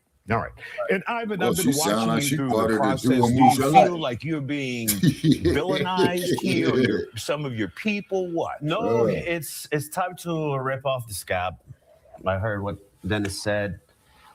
In the family barbecues, it does happen. In the family gatherings, just little comments here and there. But I will say it in advance, in a professional level, I've worked for all black elected officials. And when I'm sent to these That other almost sounds like I got all black friends. No. I'm not going to do that. But hey, look at my record. I worked for 11 years for Sheila Jackson Lee, for Yolanda Jones. And when I go to some of these places, it has been insinuated that I'm already betraying the Latino community. Oh, wow. So it is embedded, and it's time to rip off the scab and get better. And so in the last time we have here, guys, how do you see us bridging the gap, trying to work this out, if at all? Like Dennis said, you have to check people. When people have racist views, you have to check them. Yolanda would do it, but I think it's better when it comes from somebody in the community, because a lot of times, they're just complaining. They always, like the young lady said, they just talk about slavery all the time. But when it comes from somebody from your community, I think it holds more weight. So if people of other colors can check anti-black racism, it will do a lot of good in knowing it's not accepted, because when we do homie, it, we we're got to complaining. do But that when they shit do it and ourselves, call it man. out, it might be respected a little more. All right, Dennis, let's hear from you. What do you think? I mean, That's why I dug the out other thing I would because he say had is people who were his allow opponents us who to are be an ally. non-black called him that. Right? He'll whoop their I think that motherfucking ass. because racial tensions are so high in certain rooms, in certain areas, it does feel like, you're just you're saying that, right? You don't mean what you're saying. You're trying to stand up for black people and your black friends, but you don't really necessarily mean that. Nah, man, I genuinely mean it. Allow me to be an ally. Got it. Any closing? Got 20 seconds. I was just saying that, I tell anyone who's with somebody black, allow him to be an ally. The fuck? Oh my God. Yeah, that's what I'm saying, brother. Check. If the motherfucker was truly an ally, he would not have to ask that goddamn question. Right. I hope you see that what you I'm love saying? your children and your grandchildren for their humanity. And you better start checking people who are anti-black, because if you have one drop of black blood, your babies and grandbabies are black. So you better start fighting for them. I know you're not going to allow people to treat people that you love like second-class citizens, and that's how people treat us. All right. We want to thank you guys for a Now, great you know and what she's honest talking about on that conversation. there, We brother appreciate Jay. you here on The Factor. Band of Angels. And the imitation So of he black. created Move this to the FBA. head of the class, young man. All right, Lady Shay. welcome back. What are your thoughts? Take care of something really serious. I'm sorry I got up to date. What are my thoughts about this? First of all, because if you have children with a black woman, you should already be on that allyship. Right. About you had enough balls to cohabitate and make children with them. Now you're talking about allow you to what? So allow to be an ally. What? Allow you to do what? You already fucking laid down. You already brought the lady to the barbecue or the fucking quinceañera or whatever the fuck you call it. You know what I mean? Like, it's whatever. I don't agree. I think that the cop lady should have been fired. I think that anybody catch that broad. No, Lady Che, her ass needs to go to jail for a hate crime, not stepping on your conversation. She was committing major remarks, and she put her hands on somebody, so she committed a hate crime. You know what I mean? Okay. And who knows you're right. That's how many battery. other fucking black people they should have manhandled to arrest and shit too. On some old anti-black racism. You know what I mean? So yeah, I don't agree. I think that what we hear now, we're in a new season now, family. So that shit ain't gonna fly. So everybody think they could just let that word just slip out in heat of anger or whatever. That's where their heart is. That's what they should get. That's what they should get. The good old ancestral treatment. You know what I mean? Right. A little knocked off your feet a little bit. You know what I mean? Why? Because it's not exactly deuce in a quarter. You're not supposed to be saying something that's fucking offensive. First of all, it's not cute. You're not gaining any cute points by doing it. All you're doing is just making an ass out of yourself by culturally, probably culturally appropriating, but not like that. But saying a word that is offensive, if we do it, that's one thing. If you do it, it's another thing. Why is that? It's just like any other fucking any other race who has their own little slurs and offenses and shit like that. They don't like it. They can stand up for it. Why can't we? Why is it a problem when we do it? Right? But it is a major problem, and it's been a major problem with the tensions going on between Hispanic people and black people for as long as I lived. Mm-hmm. And she's right. Darker skinned Hispanics and darker skinned Hispanics get treated just the same. You know what I mean?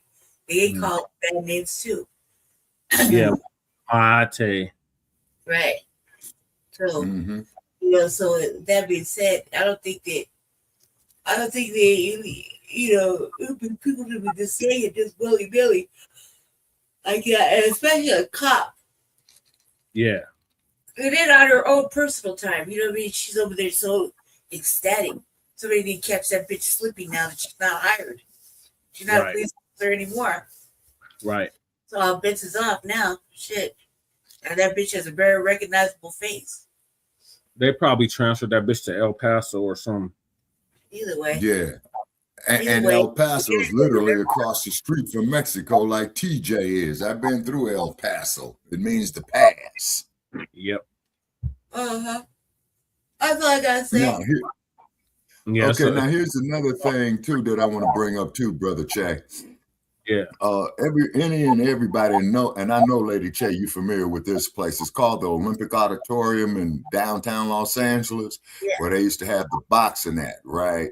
Now, Don King had got up and he was promoting one of his fights, and he was saying is that, and I forgot who it was, but there were two different backgrounds. It was a brother and the opponent was a white guy. So he says, yeah, well, we try to build the animosity upon that. You see what I'm saying? You know, to sell the tickets. Okay. Now, getting back to the greatest of all time. You see what I'm saying? Is that he stood on business when it came to blackness like a motherfucker. Yeah. Oh, yeah. Ali stood on business with that shit. You see what I'm saying? Yeah. That's right. Yeah. Yeah, they're going to try to get her rehired as quickly as possible without that badge. That's her ass. Yeah, exactly. So what it is, Deuce in the Quarter, is that her coward ass was hiding behind her badge. You see? Yeah, let her try to be. They can never step to any other one of us one-on-one. Right. You know, they can never do that. But they hide behind that badge, Lady J. Not cutting your wisdom, but this is why when Ferguson went down, I appreciated the police captain who got out there in uniform, who stated publicly, this is a bunch of bullshit, and he says, I'm out here with my people. You see what I'm saying? Yeah, I remember that. Yeah, you see, so shout out to that brother, you know what I mean? And then the cold part about it is, Black family, is that the culture we come from, because we've been all over this whole damn world, you know what I'm saying? Everybody wants to be us, but to you Nabiscos and people who are non-Black, why do you want to fuck our women? And I'm being plain about it. Why? It's like Chase said, it's something exotic. Being with a Black woman, Brother Che, is extremely exotic. You know what I'm saying? It's because she's the original woman. Right. Oh, yeah, you damn right about that. It's extremely exotic, and I'm sure DSB, Deuce in the Quarter, agrees with me. Yeah, okay, yeah, DSB said, yeah, here's remember that. You know what I mean? Okay, please specify Deuce in the Quarter. He's talking about the brother Ferguson. Oh yes. And then you remember this here, Brother Che. We're saying this here for our new listeners. When old Messy Jesse went down there, man, and the brother stepped in and said, "Man, get your ass up out of here, Trick. Don't even get out the motherfucking car." Yep. When he set foot in Ferguson, he got run off the block. When he set foot in Baltimore after Freddie Gray got killed, he got run off the block. Okay. He get run off the block. Yeah, see, and the thing is, Brother Che, about our uniqueness as a culture, rather if it's an original culture, meaning from Africa, or a subculture coming through the diaspora, or what have you. Yeah, see, we always got that sense of Blackness, you know what I'm saying? And that there's like, you know, the clip that I sent you on, man, you know, about Ali's former wife, you know, he always had his sense of Blackness. You see what I'm saying? And keep in mind, he did not have to do that, y'all. Same thing with Huey Newton and the Blacc Panther Party. Same thing with the Black Liberation Army. You see what I'm saying? And how we're going to honor our ancestors who made the ultimate sacrifice to prevent this bullshit. You see what I mean? Same thing with the civil rights movement. You know what I'm saying? It's like the sister said, we fought for everybody else's rights, but they still don't. Except ours. Yeah. Except ours. You see what I'm saying? But this here just goes to show you that God is on our side, like Dr. Khalid Abdul Muhammad has said, because we are still the fuck here and we ain't going no place. Nowhere. You see what I'm saying? Because if it wasn't for us, man, in fact, you know what, Brother Che, mark this day. I would say if it wasn't for us, man, humanity itself wouldn't exist. It wouldn't. That's right. You see what I'm saying? You know what I mean? And then I get these goddamn troglodytes coming up on my wall. You know, you damn monkey and all that. And I says, look, take your funky, nasty, stinking ass back to the Caucasoid Mountains in your cold and go wash your ass. We had to show you motherfuckers how to wash your ass. You shouldn't even told them that. Just told them you the one that resemble a damn monkey. You ain't got. Oh, okay. I'm gonna remember that one there, Brother Che. Yeah, eat the fur. The fuck are you talking about? They kill shit. Yeah, and just like two DSBs, you know, when they was making all them stupid ass Tarzan movies, man. DSB said America would look like a cave if it wasn't for our people.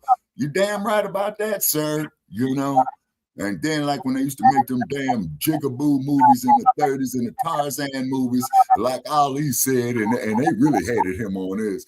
Ali said, man, you're going to sit up there and tell me a white man is going to go over here to the motherfucking jungles of Africa, man, and going to go and talk and communicate with all the animals. And we've been in that motherfucker, man, for millions of years before this stinking, nasty motherfucker, you know, even existed. You see? And then, man, oh, man. It's just that they think that they can conquer nature. They're at war with nature. Mm-hmm. And they're going to lose. And they're going to fucking lose. You're not going to win against nature. You see what I'm saying? Dick Gregory said before he passed. Yeah. Colors 3, I believe it was. He said, King Kong. King Kong was about Jack Johnson. Oh, okay. I believe it. I believe it because they made the original King Kong, man, 1933. And Jack Johnson probably retired from boxing about 12 years earlier on that. Yeah, it was about him, though. Because remember, he kept snatching up the white women and taking them up for the Empire building. Yes, sir. And then keep in mind, Black family, it wasn't so much the black man chasing the white woman on the plantation system. It was the white woman chasing the black man. The reason why the white woman was chasing the black man is because once the raping, slave trading, funky ass pedophile violated that young black girl, you see what I'm saying? That's what that's all about. You see? And I believe, Brother Che, there was a book that I came across called Sex and Racism in America. I couldn't get past the first 3 pages, man. I had to put it down. My blood pressure went up. Remember, sex is one of the 9 areas of human or people activity. Right. Okay. And like Dr. Francis Chris Wilson said, racism and white supremacy is genetic survival to prevent white genetic annihilation. Okay. And then they figure that they just can come off into our fucking culture like they come up on my like page because the like page is on Facebook, people, in case you don't know. It's open to everybody because you used to be able to select who can come to your like page. But now they letting any and every motherfucker up there. You know what I'm saying? Yeah, it's like our boy Christian Mata said, they're genocidal rape babies. And they have the mentality of the conquistador. Exactly. Yeah, the conquistadors. Yeah. Okay, because from what I understand, you know, because I used to work with this guy, you know, who grew up in East LA, right? And I told you, Brother Che, he was the one that told me about what the word rios de oros mean, you know, and he said rivers of gold. And I showed him on the African map. I said, man, see that? That's where I got the word from. He says, oh, okay. You say, but okay, now let me make sure I got it right. Ponce de Leon, he was the motherfucker that went to Florida looking for the fountain of youth, right? Yeah. And then who was the commander of the conquistadors that came through New Mexico, Arizona, Nevada, parts of California? That was Cortez people. Thank you. Okay, thank you, Brother Che. Yeah, that was Cortez. Okay, got you. Yes, sir. And then I remember there was a movie. I'm sorry, it was a book that I read, a Walter Mosley book, believe it or not, called not The Devil in the Blue Dress. I think it was The Red Scare. Okay, but anyway, there was a part in the book where they took Easy Rawlins and they put him in jail, right? Because they wanted him to talk on something, you know. So he got interviewed by the Latino police lieutenant or whatever, and he's saying that your people and my people are blowing opportunities at theirs for them and stuff like that. You would have to read the book on it, right? Yeah. Okay. And then not to mention the fact that when Cesar Chavez was doing his thing, you know, with the farm workers, man, black people in the Blacc Panther supported him greatly. Because I remember as a kid, you know, mama quit buying grapes. I want my grapes. No, we can't buy the grapes because of how they're exploiting the migrant workers, as they call them and stuff like that. You see what I'm saying? But then to turn around there and spit, you know, in our faces like that, you see? So this is why Hollywood, you know, entertainment, you know, they place so much great emphasis on having division within the black community. Okay. Now, guess what that tells me, Brother Che? I'm going to ask DSB, Deuce and a Quarter, if he agrees. They fear our unity, brother. The reason why they fear our unity, because they will fear our organization. They fear our organization is because they're in fear of Revenge, called Revenge. Yeah, I got Unity for Team Shabaka. I'm so sick of hearing about Unity at this point. Yeah. And then shout out there to Queen Latifah because they're getting ready. And what you mentioned in your Unity brought back a memory, Brother Che. Queen Latifah, she's getting ready to get inducted into the Rock and Roll Hall of Fame, you guys. I thought she already got inducted.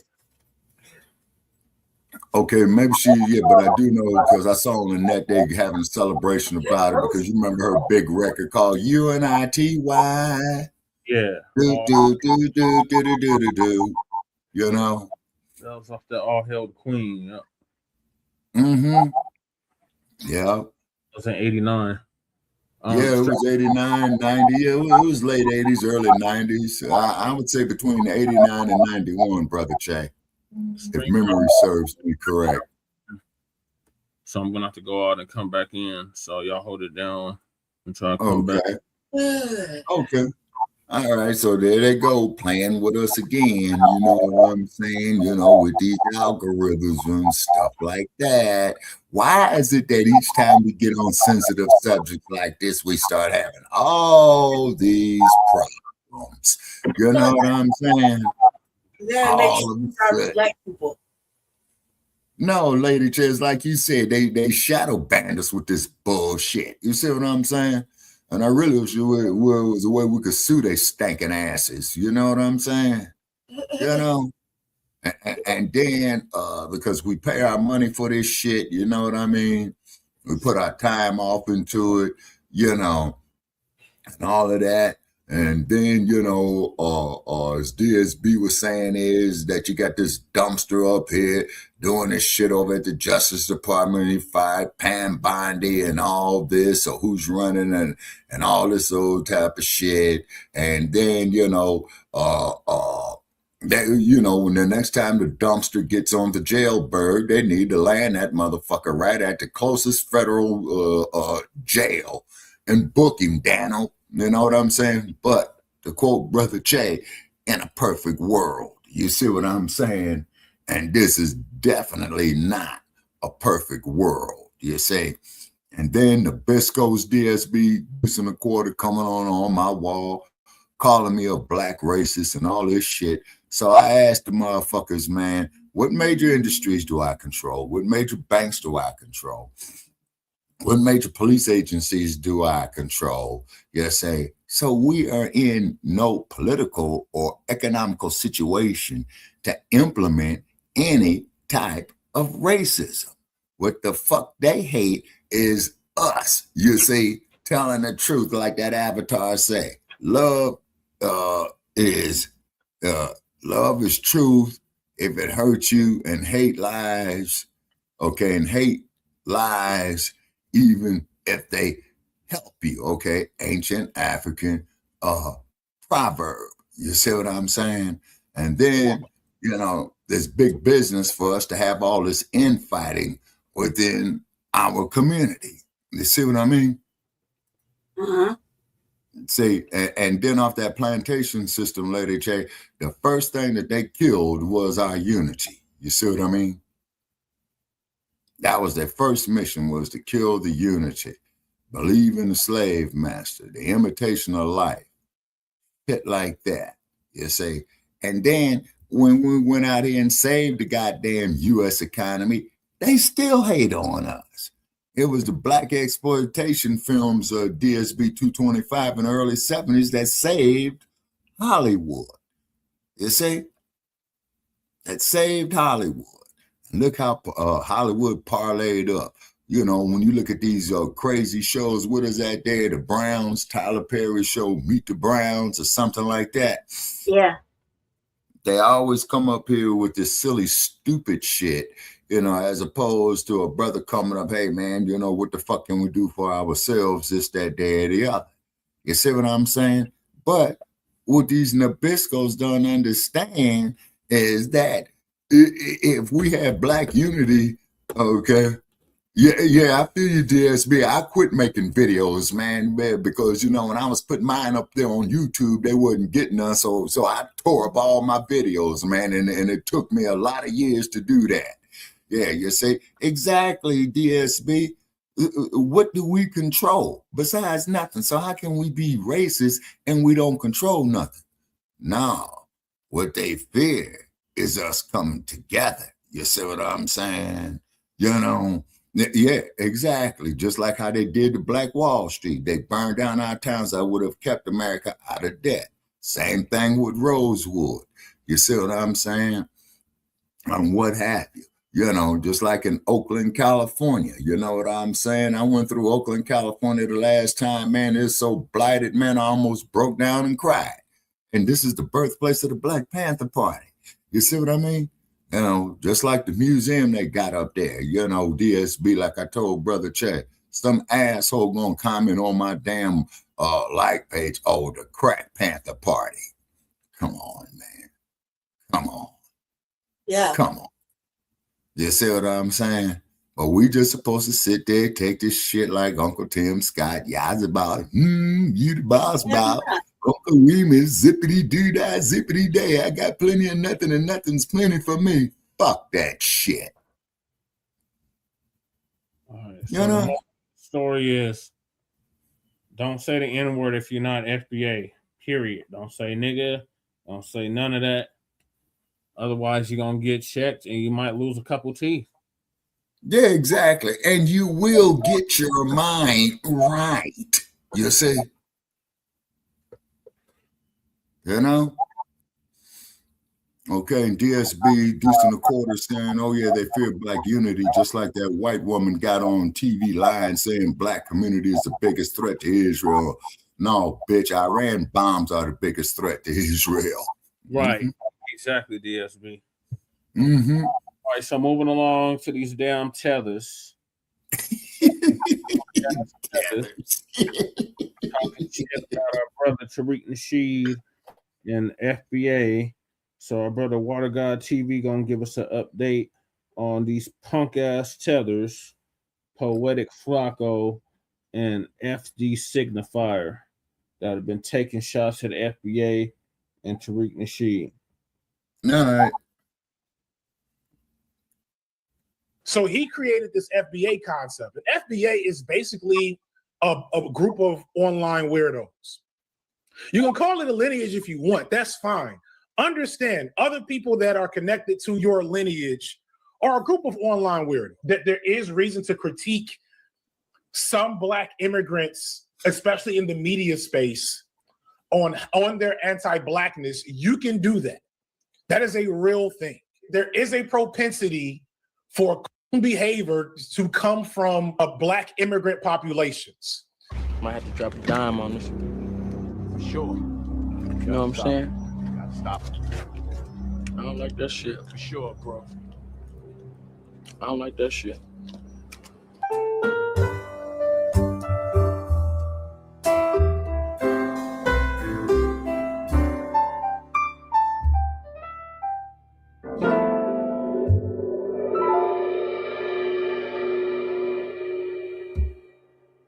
All right, y'all, we back with another video, man. Y'all know how we do. Always pushing health, wealth, and a better understanding of self. So check this out in this video, y'all. We're going over Poetik, Flakko, and FD Signifier.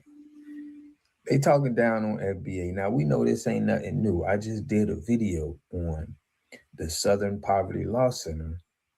Oh, yeah. They just got indicted for paying informants, you know, to do these staged events, kind of to scare Black people off. Okay, we kind of already been calling that out on my channel. They doing these staged events just to try to keep us intact. So a lot of influence is going on. Now, I never heard of this guy, FD Signifier. I seen his face. You know, he got a big following in Poetik, Flakko. Poetik made a great case. I'm going to break down some things that he said, but this FD Signifier guy, I think that they're being paid to discredit a grassroots movement. See, Tariq Nasheed has Black people that's funding his projects. And the last thing that, you know, these big businesses need is for Black people to realize that they can fund their own projects. To me personally, this is the real reason behind all of this FBA talk, because it's uniting people and it's making Black people understand that they need to stick together and start pooling their resources together. This is what Tariq Nasheed is doing, is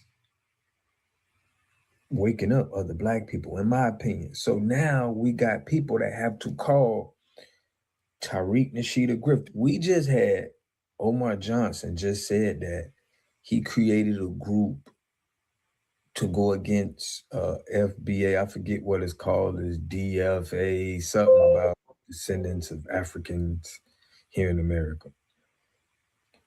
Nobody has called that out yet.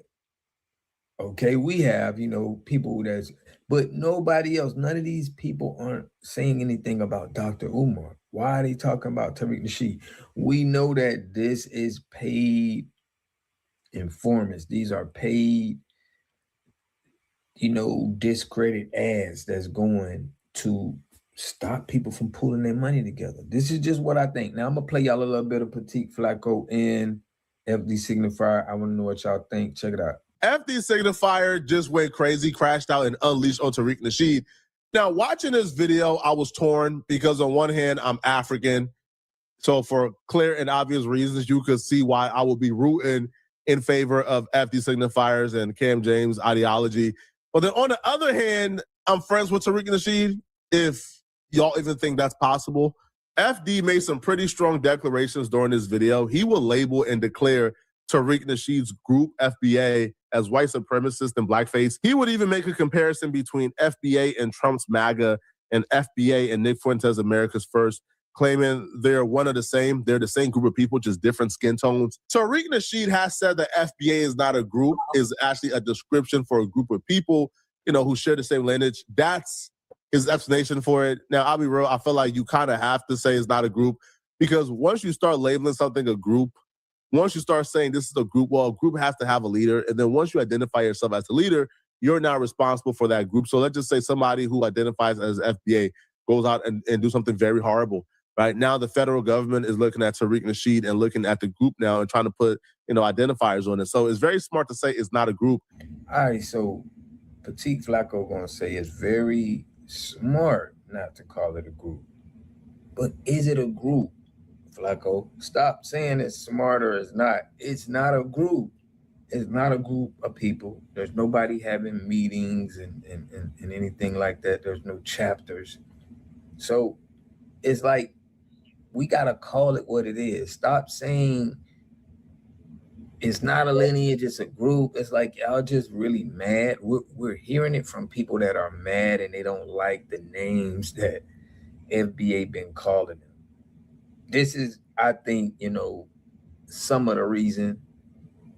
Part of it is they're getting paid, but it's not a group. Stop trying to make it fit into a group. Just be real with yourself and say it's not a group. Poetik trying to say it's smart that it's not a group so nobody don't go to jail. It's like, I'm already hearing suspect behavior. Now, FD would also go in on Tariq Nasheed, claiming that Tariq Nasheed is a fraud and a grifter, and he doesn't like him and never liked him. But no, I'm not. I don't have any Jamaican, Nigerian, Caribbean, or African direct descents. Said earlier, here's the official FBA website. I told y'all he built this, and at the bottom it says Foundational Black Americans. Let's throw that joint in the U.S. Patent and Trademark Office site, and boom. That's your boy, right? Just in case you needed more proof, the earliest recorded mention of the site's URL happened on October 7th of 2020, when he was trying to sell y'all FBA mini flags. The earliest mention of the term is hard to pinpoint, but he was using it on another one of his sites in 2019. Here's proof of him creating the term in the first place, claiming he adapted it from Dr. Claude Anderson's Native Black Americans term. The FBA movement started as Tangibles 2020 in the lead up to the 2020 election. Man, we don't need to be on no 80. So that's the first thing, because people be like, FBA is a lineage. And it's like, if you're telling me y'all made up a new term, I get you, but it was made by King Grifter.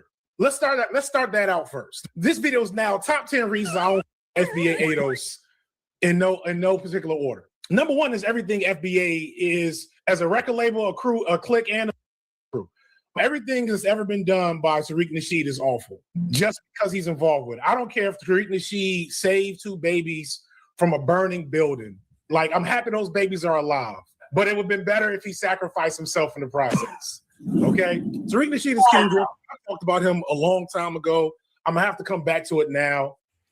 All right, so he said that he did a video before on Tariq Nasheed, but now all of a sudden he has to come back to it. Now y'all seen we had 19 Keys, we had James Small, we got all of these people one after another. They're not all doing it at the same time. They're using new people to keep it going. It's like they need this pressure on calling Tariq Nasheed a grifter to keep Black people from pooling their resources together. Y'all, you can't make this up. This is the real. There's no other reason for him to be calling out a Black man, a grifter that has Black people supporting his projects. There's no reason. But he's just been like an awful dude for years at this point.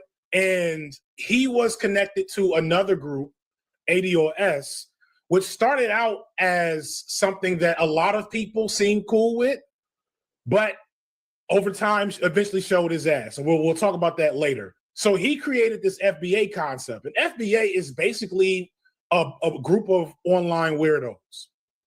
You can call it a lineage if you want. That's fine. Understand, other people that are connected to your lineage are a group of online weirdos. Now, objectively speaking, Tariq Nasheed has done something positive. He's done Hidden Colors. Hidden Colors, before the internet, had no negative reviews. Like, Hidden Colors went triple platinum in the Black community. My question is, with Tariq Nasheed's current messaging, does that take away from Hidden Colors?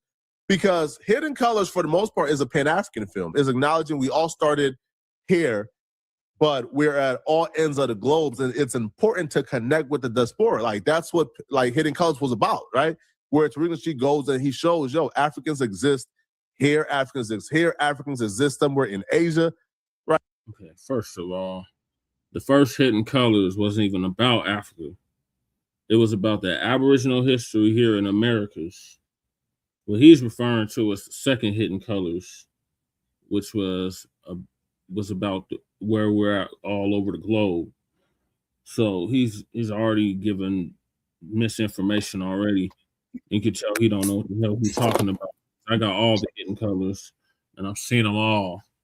And like I said, the first one was about the Aboriginal history of America and the Moors. It had nothing to do with Africa. The second one was about Africa. It had Runoko Rashidi in it, and it had Dr. Umar Johnson in it. So he don't even know what the hell he's talking about. Okay. Right, we're all over the planet, and it's important to connect with our people. But Tariq Nasheed currently, you can say, is an isolationist. So if you're an isolationist, does that interfere with how Hidden Colors is going to age to his audience? But FD will blankly call the FBA dudes weirdos. Now, I'm very hesitant, even though you can look at the online activity and probably come to that conclusion. I'm very hesitant to label and describe a group of people based on a niche community online. Because what FD is talking about, he's talking about the dudes who are on Twitter, where they're under the comment section of every immigrant calling us racial slurs, right? Calling us tethers, right? The tether hairline, right? Now, they will say that tether is an actual description of an immigrant who come here to cosplay as a Black American. That's what they will say. But then they say tether hairline. Oh, tether babble. Tether this, tether that, right? Like, you wouldn't say tether hairline if it was not a racial slur, right? If it was a description for somebody who come here and cosplay as a Black American, then like you would use it as it's defined. The minute you start to use it outside of the actual definition and description, it then becomes a racial slur because you're using it to dehumanize somebody. This is crazy. So now they saying they want to categorize tether as a racial slur, when it's different races that can get that name tether. Okay, not just melanated people. We don't call Spanish people, white people tethers. Like, what are they talking about?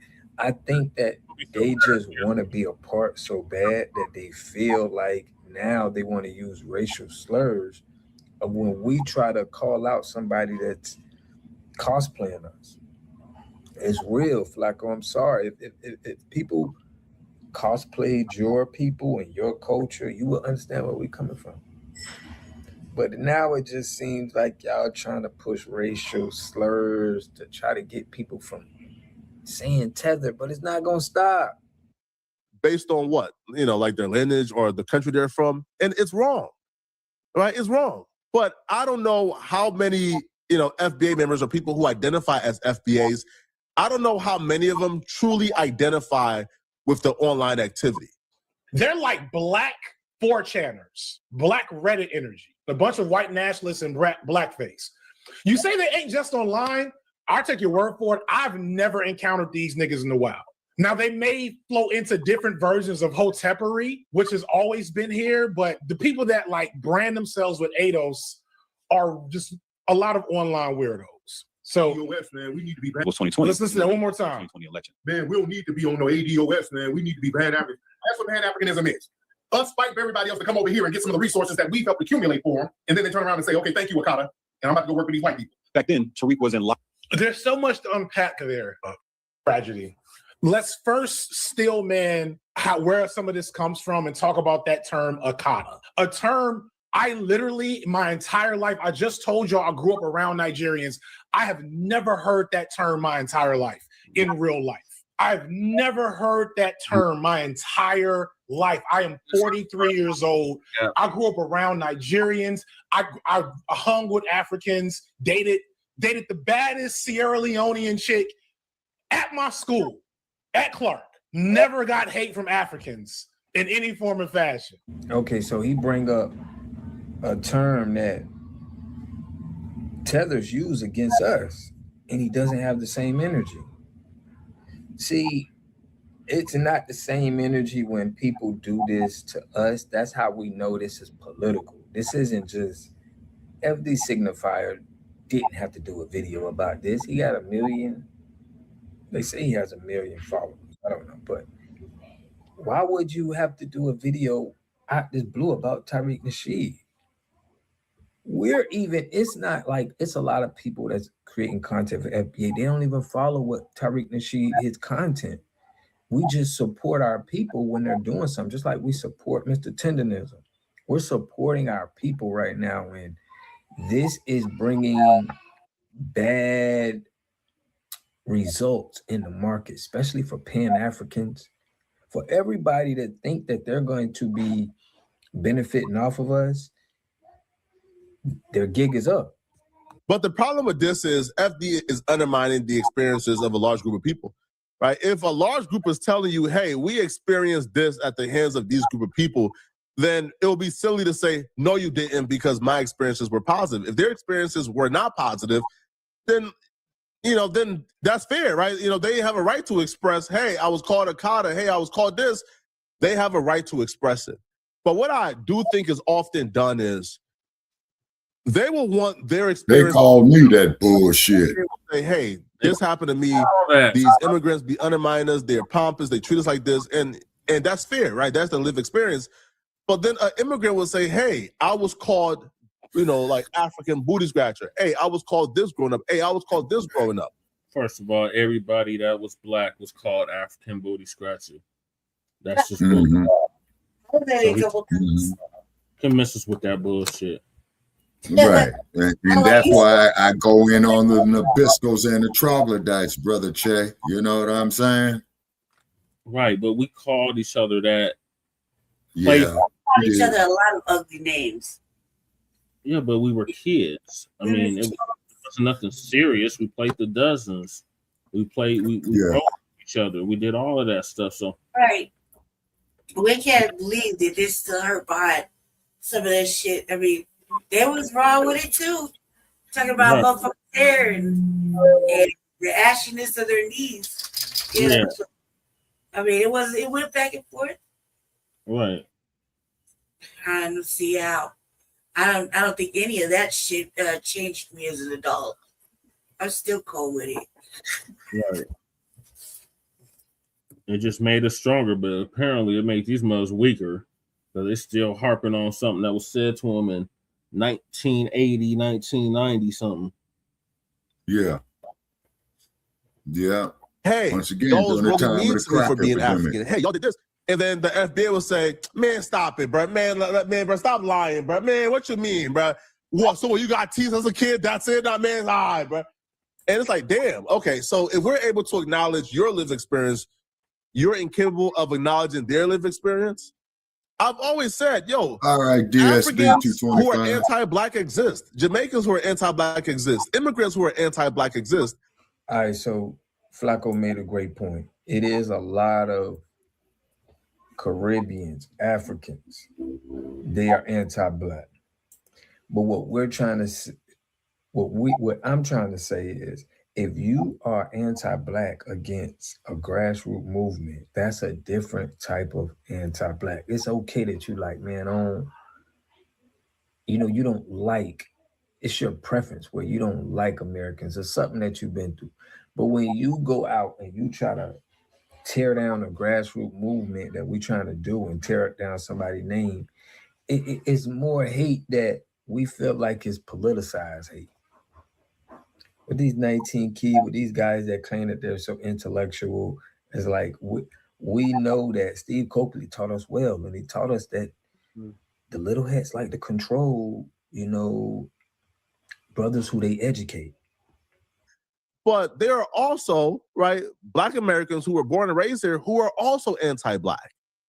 But somehow, I think FBA is holding all immigrants for the actions and the sins of a specific group, of a very small group of people who are anti-Black. And it's like, hold on, if we held all native-born Black Americans to the crimes and sins of a select few who are anti-Black, that would be unfair. So why do it to us? I'm not saying it don't exist. First off, motherfucker, we talking about the tether class. This has been made perfectly clear numerous times. So now they're just playing dumb. And he knows Tariq, so he already know what Tariq done been saying. Tariq said, look, we're not talking about the whole diaspora. We're not talking about all immigrants. We're talking about the tether class that exists within the immigrants. Not all immigrants are tethers, but every tether is an immigrant. So when they try to make this comparison, it's a fallacy. It really is. I'm saying is FBA people will make you think that Akata is some type of like deeply rooted anti-Black slur that they grew up singing Negro spirituals about. ADOS and FBA people think Nigerians are the Black Targaryens. Or what were the actual Black Targaryens? They were the Valerians. That's who ADOS actually think Nigerians are. Real talk. They talk about Nigerians like they're supervillains. It's hilarious. They talk about being called Akata as if African booty. And he keeps trying to compare us to ADOS. We don't have nothing to do with goddamn ADOS. ADOS is an organization. It's an LGBTQ-led organization at that. We have no dealings with ADOS. But he keeps trying to make this false comparison between FBA and ADOS. Scratch wasn't a comeback. So Juicy made a very good video about this now 4 years ago, right? And Juicy's I love Juicy's analysis. Juicy's very balanced, but very principled. I'm gonna just put this in the description or whatever. If you want to talk about that there is reason to critique some Black immigrants, especially in the media space, on their anti-Blackness, you can do that. That is a real thing. There is a propensity for behavior to come from Black immigrant populations. Oh, there's critiques to make about Black immigrant populations and specifically their relationship with the media and how they're amplified in media. There's definitely a conversation about that. There's a conversation to have about anti-Blackness from those populations because there is a propensity for anti-Blackness. Because first off, anti-Blackness, as I said in another video, everybody's got anti-Blackness in them. Every single last one of us. Now you're either actively negotiating and fighting against it internally, you're actively resisting anti-Black tendencies, or you just actively are in the, or you act like you don't, but you do. That's just the reality of the situation. Nobody is immune to conditioning of the media and how we're meant to look and think of Blackness, regardless of that Blackness is American born or internationally born.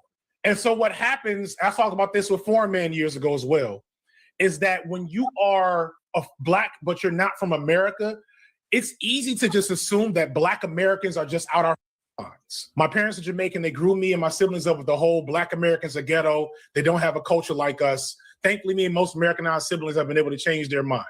Yeah, because that's what's taught outside of America. America exports an image of Black Americans to be this. So he just admitted that he's a Jamaican teller. If his parents is Jamaican, then his ass is Jamaican. So he can mess us with this. Everything he's talking about is just bullshit. Deranged, uncivilized, barbaric thing to incentivize the idea that we are deserving of our treatment and condition here. They have to present us like this to the world. The world will be looking at what they're doing to us like, how is this something y'all are doing?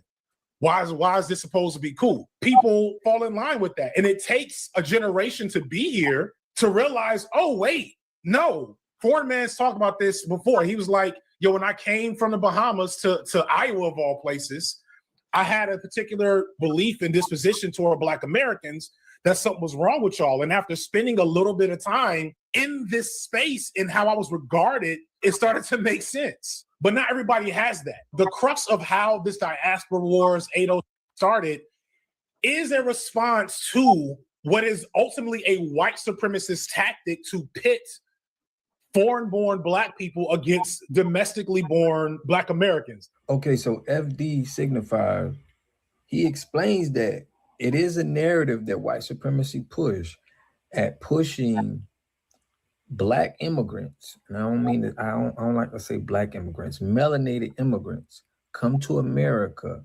and their ideology about Black people is negative from what they want them to believe. So think about that. So why would you be calling out FBA, right? When you know that there is definitely a connection with white supremacy and brainwashing melanated people to look at Black Americans in a way to where it could even be disrespectful. If they tricked you that bad, you need to be called out. It's a need for this. That's off-code behavior. And instead of you talking about FBA people of, you know, calling people out, why aren't you calling out these people? Why aren't y'all saying anything about the immigrants that take the side of white supremacy and talk bad about Black Americans? Y'all don't speak up on it. So we're gonna keep stepping in what we're doing because we feel that this is right. We feel like we're doing God's work. Okay, there's no reason why y'all shouldn't be calling out your own, just like we call out our own. If FBA is doing something off code, just like we did with 19 Keys, James Smalls, any of these guys, we're calling them out. Y'all don't call out your coons. But let me know what y'all think in the comment section. I had to go over this. I'm a little late on this video. Y'all know we are going live tonight and tomorrow. We getting ready for that meet and greet. I appreciate everybody who tapping in. I will catch y'all on the next video. Peace and love. A community must have three things to have a community in it. You must have a wholly independent economic structure that can provide goods, service, products, and things for your own people, and jobs and tax bases for your own people. You should at least control 4 basic things. You should be trying to control water, food, medicine, and energy to be able to survive and compete. Here we got Mr. Pollock. He had a cornfield. He took advantage of a free water test from us, and this is what we found in this water. We found sulfur, we found hardness, and we solved these problems with an easy fix of 2 tanks. So get your free water test today. Stay blessed. Click the link below. All right, Shabaka. What are your thoughts on your way out? Okay, man, is once again they keep perpetuating this division and self-hatred amongst ourselves. You see what I'm saying? So, you know, it's just like the counterintelligence program, man, all over again. How Except so? now they, We weren't together to begin with. That would make Yeah. sense. We're together to begin with, but we've never been Right. together to begin with. So right. And then just the mere mention of getting together, you know, alerts them. You see what I'm saying? So basically, for all practical purposes, what you just described, Brother Che, is a preemptive strike. You see? So which means is, well, we don't know for sure if you all really are, but if you are, do come together, it'll be detrimental to us. So therefore, you know, we're going to shore it up to put a preemptive strike into it. You know, that's my opinion. Does that make sense? it makes that kind of makes sense, but at the same time, it don't make sense because these people they come over here already with these preconceived notions about us. We're the main ones that's been trying to build with them and accept them into the community and all of that. They don't come with notions that come with that tribalism that they had on the continent, and they bring that shit. Yeah, like the broad that we did a few months back. Oh, I'm just here to take. Yeah, and they don't call out the ones that's just here to take. They let them. So now that we're checking, we're the problem. Exactly. You know what I'm saying? You know? Yeah. And that's the truth, is, you know what I'm saying? What are your thoughts, Lady Che? Yeah. What are your thoughts? I think everybody's always trying to grift off of fucking Tariq Nasheed. I think that they lack creativity and they gotta find a reason to grift and use his name and badmouth him, when in reality you should be singing his praises because he gave us so much. Right. You know what I mean? He gave us so much, and yet everybody want to talk shit about this lineage thing. Is it jealousy? Is it just because you're bored at home? Like, what the fuck is the problem? Like, right. I don't get it. You know what I mean? You see, it should be unfazed. Like, we should just not even listen to this kind of shit. Like, why you get canceled? People wonder why they get canceled and whatnot. It's because they bad mouthing someone who's given us so much. I could see you bad mouthing Dr. Umar didn't give a shit. But Tariq's giving us like movies, books, a whole holiday, a lineage to work for. Not to mention funerals. So codified language, a push towards what the demands of the Black agenda is. And FBA was based off of NBA. I mean, so not to mention, look how much creativity has came out of it. Right. You know what I mean? Much creativity has come out of lineage and whatnot. So I think that these fuckers are just jealous or bored at home. You're not making good content. So, you know what'll make good content is you shit talking on a living legend. Right. Say hi to mommy, Ruru. You doing us music, a whole bunch of shit. Children's books, deodorant. You know, documentary after documentary, a whole fucking museum. Not just talk about it, but actually did it. Got a movie in the works. Right. Like, what's the problem? Like, you just hating? You hate on everything that was, and not just he didn't do it. He did it, but the Black grassroots did it. Right. Most of these projects were funded by the Black grassroots. Salute, Matt. You know what I mean? Yeah. Yeah, you're right, Lady Che. You know what I'm saying? You're right. Hey, Mac 285. Mac 285 is in the building, you know. Yeah, shout out to Mac 285. Yeah, so I shared the YouTube link and I had to do it the hard way, you know what I'm saying? So I don't know what the fuck is going on with these damn algorithms, you know what I'm saying? Yeah, Streamyard and YouTube been acting up. Yeah, man, because these motherfuckers, okay, like Malcolm said, man, the black community has the highest amount of police, and yet it has the highest amount of crime. But yet, though, man, surely the cops must be in cahoots with the criminals. Okay, Mac 285 said, okay, they dismissed this case yesterday. Good, Mac 285, good. And you say the punk ass cop didn't show up? Love it. That means that motherfucker couldn't get his lies straight. You know what I'm saying? Mac 285, motherfucker couldn't get his lies straight. I've been through that bullshit too, you know? Me too.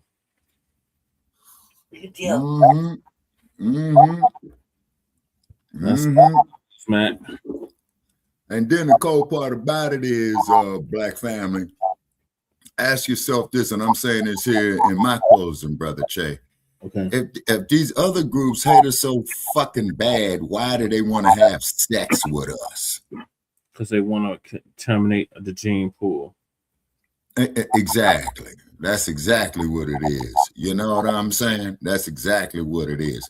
Then they want to claim on to, as you say, Brother Che, the lineage. This is why I keep telling people, go see that movie Imitation of Life and go see Band of Angels and prepare yourself. It will piss you off. Yeah. Every now and then I use it as shock therapy. But do you know fucking YouTube, man, is charging you now to watch that movie Band of Angels, the lousy motherfuckers? Yeah. And it will piss you off, you know? So on that note there, ladies and gentlemen, I'm going to bid everybody a good day.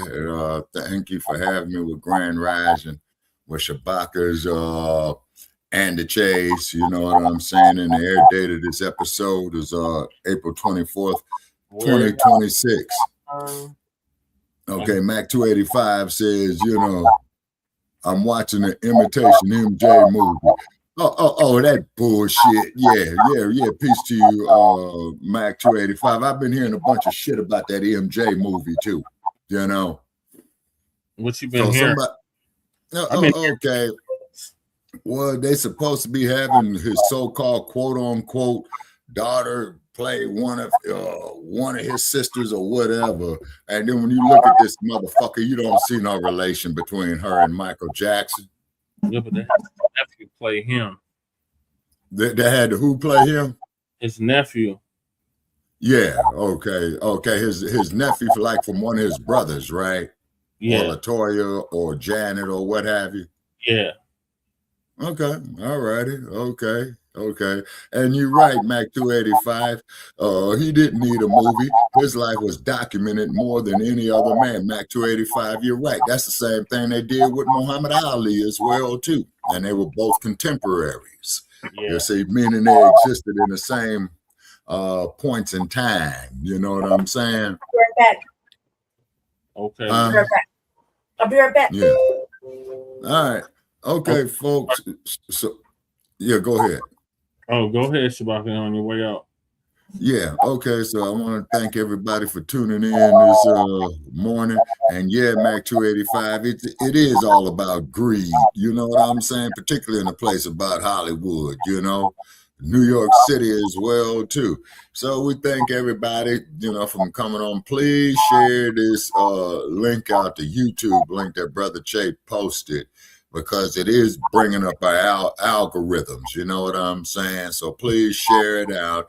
And then when you get stupid motherfuckers, you know, who wants to comment negatively on it on your social media, just delete and block the tricks. You know what I'm saying? Right. Just pop them upside the head with that wrench, oops upside your head. Say oops upside your head. And by the way, punk ass Regal, you know, we ain't been seeing your sorry ass, man. So hopefully that ragged ass Mercedes Benz of yours broke down in the desert, you son of a bitch. You know.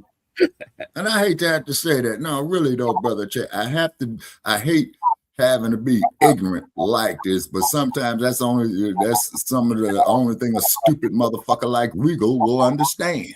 You know what I'm saying? Yeah. Hate to do it. You know what I'm saying? Hate to do it, man. But that motherfucker ain't gonna come up here with his bullshit, man, calling me all kind of foul crap, and I'm just supposed to sit there and say, yeah, the boss, yeah, man. You right. Bullshit. I ain't that kind of a fool. Right. You know what I'm saying? Nobody is. You know what I'm saying? Right. Yeah. What did you say, Mac? 285, beware, he might return. Man, that motherfucker don't want none of this heat, man. He really don't. That's why he runs off with his moist ass. You know what I'm saying? Yeah, he got set up another troll account. He gonna set up another troll account because we got him blocked. Every time he set up an account, it get blocked. Exactly. You see what I'm saying? You know. And I hate to have to talk about this dude like this.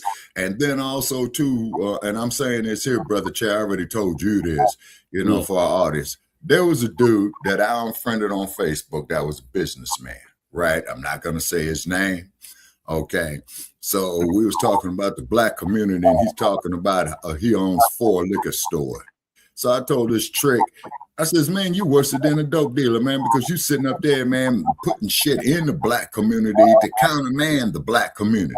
But you own 4 liquor stores. You know what I'm saying? Yeah, man, they need to check a case out of Oakland, California about a damn liquor store. You know what I'm saying, Brother Che, about 2018, I think.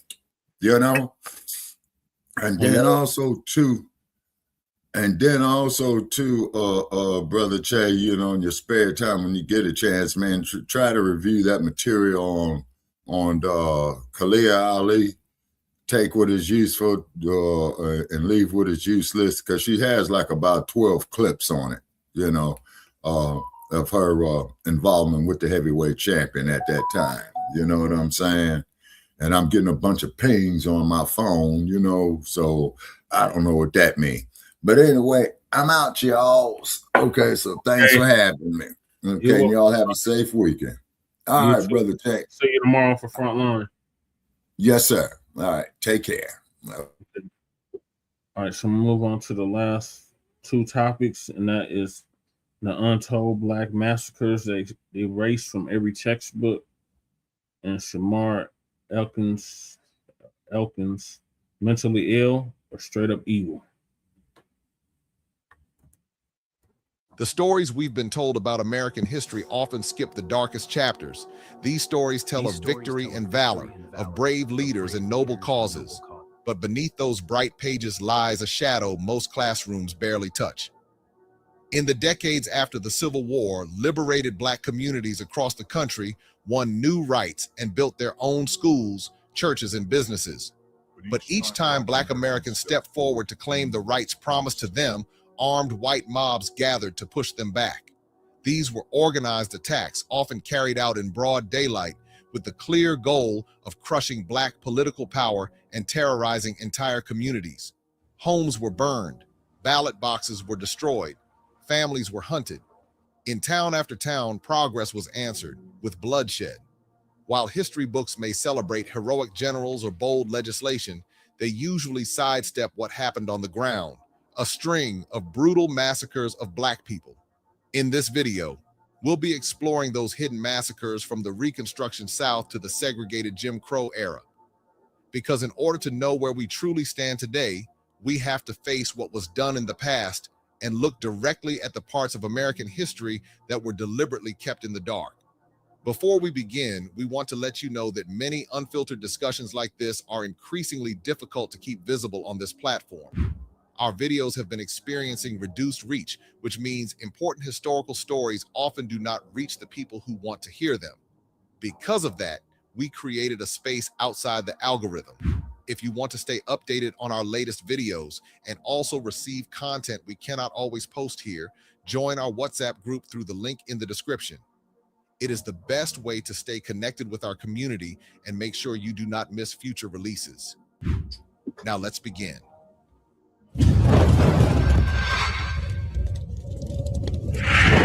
In Grant Parish, Louisiana, tension had been building for months. Before Easter Sunday, 1873, Reconstruction governments backed by newly enfranchised Black voters and federal authority had taken office across the South. In Colfax, a disputed state election left two rival governments claiming power. Black citizens, many of them formerly enslaved, supported the Republican ticket that had been certified as lawful. Fearing that white Democrats would seize control by force, a group of Black militia members and local supporters gathered at the parish courthouse to defend the elected officials. Few could have known that what followed would not be peaceful political discussion, but a calculated assault that would carve its brutality into the pages of American history forever. On April 13, 1873, a force of roughly 300 armed white men, including former Confederate soldiers and members of white radical groups such as the Ku Klux Klan, advanced on the courthouse. They brought rifles, pistols, and even a small cannon. The Black defenders, estimated at around 60 to 100 men, were outnumbered and outgunned. After hours of gunfire, the attackers set the courthouse ablaze and fired the cannon into the building. Surrounded by flames and smoke, the defenders eventually raised a white flag in surrender. But the violence did not end there. As Black men fled the burning building or surrendered, many were captured, disarmed, and executed. Survivors later testified that prisoners were shot at close range, some in the back of the head. Others were hunted down in nearby fields and woods. By the time it was over, approximately 150 Black men were dead. Only 3 white attackers were reported killed. The massacre was quickly reframed in local newspapers as a riot, implying mutual aggression rather than one-sided slaughter. In reality, it was a calculated act meant to crush Black political participation and restore white democratic control. Federal authorities eventually charged 97 white men under the Enforcement Acts, laws designed to curb racial terror. A handful were convicted. But in 1876, the United States Supreme Court overturned those convictions in United States versus Cruikshank, ruling that the federal government had limited power to prosecute individuals for civil rights violations. That decision severely weakened federal efforts to combat white supremacist violence and signaled the unraveling of Reconstruction. Colfax became a turning point. It demonstrated that organized racial terror could succeed without lasting consequences. For Black Louisianans and many others across the South, it was a brutal lesson that political rights on paper meant little without protection in practice. Soon, similar scenes replayed elsewhere. In 1876 in Hamburg, South Carolina, tensions flared after a minor 4th of July dispute between white residents and members of a Black militia unit. What could have been resolved locally was instead inflamed by white rifle clubs determined to reassert political control. Hundreds of armed white men surrounded the Black militia's armory.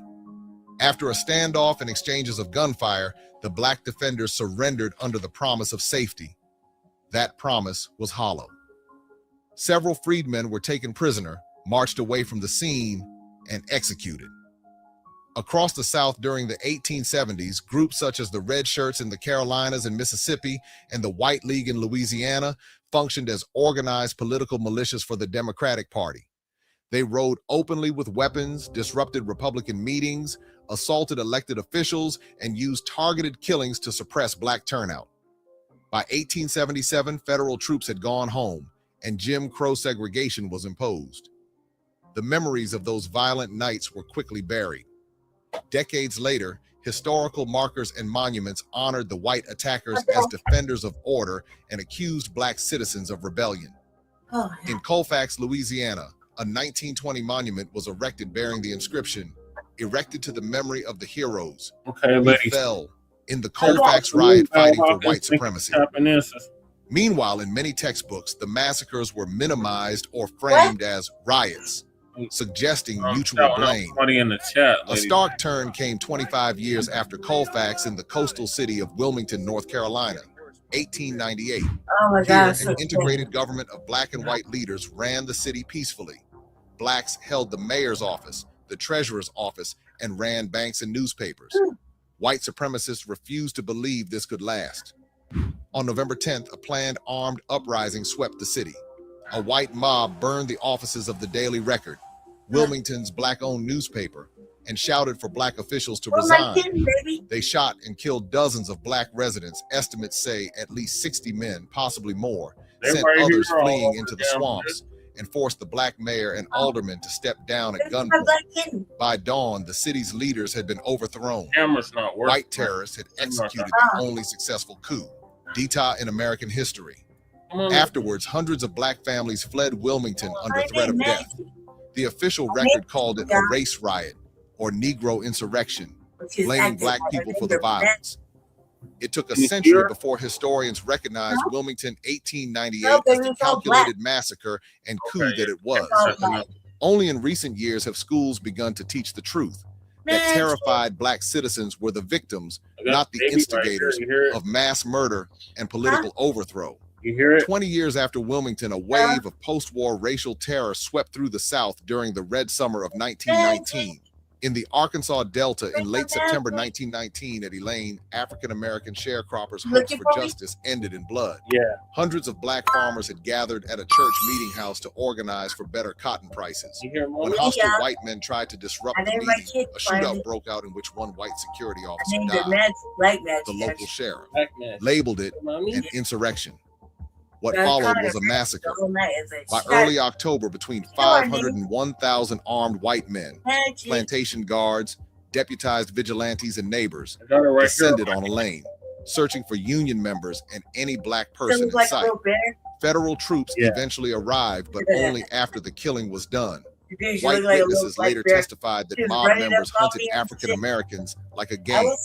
By the time the gunfire finally stopped, historians estimate that between 100 and 200 black men, women, and children had been killed in and around Elaine. White officials at the time claimed that only 2 black people had died, a number that defied eyewitness accounts and later research. At least 30 homes were burned to the ground.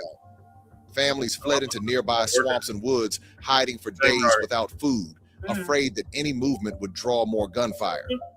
No white attacker was ever convicted. Instead, the legal system turned its force against the survivors. Local authorities arrested 122 black residents and charged them with murder and insurrection. 12 men were sentenced to death in rushed proceedings marked by intimidation and all-white juries. It was only through the intervention of the National Association for the Advancement of Colored People and the relentless appeals led by black attorneys that those death sentences were ultimately overturned by the United States Supreme Court. The Elaine Massacre, the deadliest racial slaughter in Arkansas history, remained largely absent from textbooks for decades. When it was mentioned at all, it was often described as a farmer's riot, a phrase that blurred the truth. The Elaine Massacre, the deadliest racial slaughter in Arkansas history, remained largely absent from textbooks for decades. When it was mentioned at all, it was often described as a farmer's riot, a phrase that blurred the truth. The violence was not a spontaneous uprising. In reality, it was the mass killing of black sharecroppers who had organized to demand fair payment for their labor. Then came Tulsa, Oklahoma in late May 1921. The massacre, now arguably the most infamous that most Americans still largely didn't learn in school. In Tulsa's Greenwood district, often called Black Wall Street, African Americans had built a thriving community of shops, churches, schools, and hotels. On the night of May 31st, a rumor of a white woman's scream in an elevator inflamed Tulsa's white residents. By the next morning, organized white mobs, many deputized as special police, invaded Greenwood as if on a military operation. They flew over the district in airplanes, dropping incendiary devices. They machine-gunned families on their porches. They looted, bombed, and burned some 35 square blocks of homes and businesses. In a span of about 18 hours, the heart of Greenwood was razed. More than 1,000 buildings lay in ashes. Credible estimates put the death toll somewhere between 50 and 300 African-American men, women, and children. The city officially listed only 36 victims, but investigators now say the true number will never be known as bodies were thrown into unmarked graves in the river. Thousands Of survivors were forced into makeshift internment camps under armed guard. Afterwards, Tulsa's business leaders pledged to rebuild Greenwood, but then quietly imposed new building codes and mortgages designed to prevent it. The city never offered compensation for the losses. Perpetrators faced no indictments. For nearly 3/4 of a century, the Tulsa Massacre was a blank space in textbooks and local memory. It was taught, if at all, as a race riot blamed on Black citizens. Only in the 1990s did survivor accounts and a state commission break the silence, uncovering graves in unmarked Tulsa plots. As one federal report later concluded, the white mob's attack was so systematic and coordinated that it transcended mere mob violence. Today, the Tulsa Massacre remains a symbol of how quickly prosperity and lives could be lost when racial hatred was unleashed, and how thoroughly it was hidden from history for decades. Less than 2 years after Tulsa, Florida saw the same nightmare. In Rosewood, an all-Black mill town of about 200 people, a similar accusation of assault by a white woman led to revenge. On January 1st, 1923, white vigilantes flooded Rosewood. For several days, they burned homes and churches, shot Black residents fleeing the flames, and lynched any they could. At least 6 Black inhabitants were killed, and 2 whites accidentally lost their lives. Terrified survivors escaped into the swamp, hiding for days until the mob's fury died down. By mid-January, Rosewood was wiped off the map. The town's name vanished from school books. In fact, its existence barely surfaced until a Tampa reporter reopened the case in 1982. Only then did Florida admit the truth, authorizing in 1994 a landmark bill of compensation, $150,000 each to the few surviving victims, plus college scholarships for descendants. But by that point, nearly everyone involved had passed on, and most of Rosewood's story had been told too late. All of these events share a grim pattern. Each happened when Black people dared to vote, own land, or form institutions. Each was crushed by a deliberate outburst of white violence. Countless other incidents fit this mold. In the 1920 election in Florida, a Jim Crow mob drove every Black resident of Ocoee from town. In 1919 alone, there were violent attacks on Black neighborhoods in Chicago, D.C., Knoxville, and dozens of other cities. In the late 1800s, Black towns in Georgia, Mississippi, and elsewhere were assaulted with little fanfare. Yet very few are covered in standard textbooks. In fact, after these massacres, the official story usually blamed Black communities for insurrection or rioting. Even though all of these happened years ago, these omissions still matter very much today. The violence of the Reconstruction era and the early 20th century was part of a national project to restore racial hierarchy after slavery's end. By erasing these stories, textbooks whitewash history, hiding how severely Black Americans have been targeted. Acknowledging the full truth is the only way for our community to truly heal. Yes, these massacres are not just problems of the past, because their legacies echo in the present. Jim Crow laws, segregated neighborhoods, and distrust in institutions trace back to these tragic moments. Remembering Colfax, Wilmington, Elaine, Tulsa, and Rosewood is an act of justice to the victims. It forces America to confront how the rule of law once failed them and demands that history teachers tell the whole story. In revising and correcting the record, we honor those whose lives and dreams were destroyed. No longer can we afford to let their blood disappear from our pages. These chapters, once erased, must now be taught so that every student knows how close our nation came to repeating unthinkable violence and why preventing it remains our collective responsibility. Before you go, just a quick reminder about the WhatsApp group we mentioned earlier. If you want to stay connected with our community, receive updates on new videos, and access content we cannot always post here, you can join through the link in the description.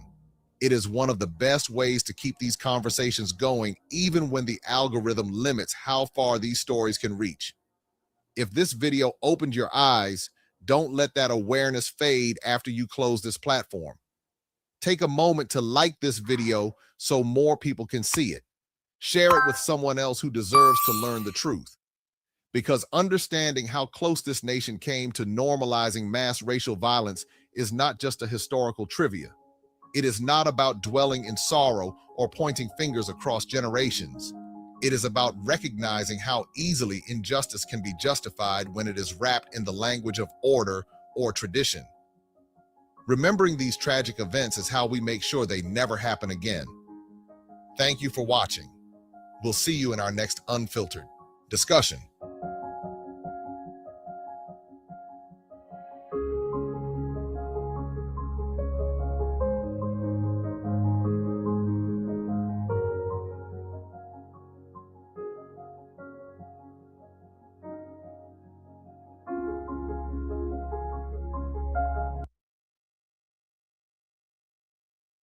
Community. Okay, so y'all just heard that right there. That was actually my first time watching it. When I was looking for like video clips that I wanted to incorporate in here, this was the longest one. So I had no idea what they were going to show. They went over the timeline of everything happening. So as you saw in the timeline, all of this happened early in the morning. This all happened before 7 a.m. This all happened within an hour, like within an hour, hour and a half. He was the last to go because they said a little after 7, that's when he was pronounced deceased. And based on what I'm reading in the chat, this was a domestic situation between him and his wife. They were in the process of getting a divorce. And then, everything went left field. And then he ended up snapping, and he took it out not only on her, but he took it out on all the kids. And then he got taken out. And I think Gnome King just mentioned it in the chat about, Justin Fairfax, because he was someone I talked about in my weekly recap last Saturday, and how the situation there was him and his wife was going through a messy divorce, and they were due in court soon, but he was like, no, not soon enough. And he ended up taking out his wife and then took out himself while the kids were in the home.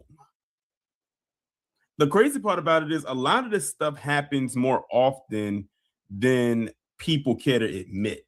It's just that this one went reported because it was hard to ignore. It was one of those it wasn't one of those situations where it was a dispute where he took his life and then he took her life and then took his life. No, he took out the kids too. So that had to become headlines. With Justin Fairfax, he was a politician, so that was going to make headlines regardless. Alicia said it was rumored that, well, I don't know how true that is, but the point is, whether it is or not, two things is going on here. One, he's deceased. So if it was true, he took it to his grave. And the other is those kids are gone. They're not coming back. They lost their lives at a person that they called their father. Shoot, some of them were his kids, because to my knowledge, and someone in the chat can let me know, I think they were like a blended family, because I believe some of the kids were his with her, and some of the kids were hers with another guy. But they just lived like a blended family. All 8 of those kids were not his. That's what I'm trying to figure out, Kendrick. Are you talking about Justin Fairfax or Shamar Elkins?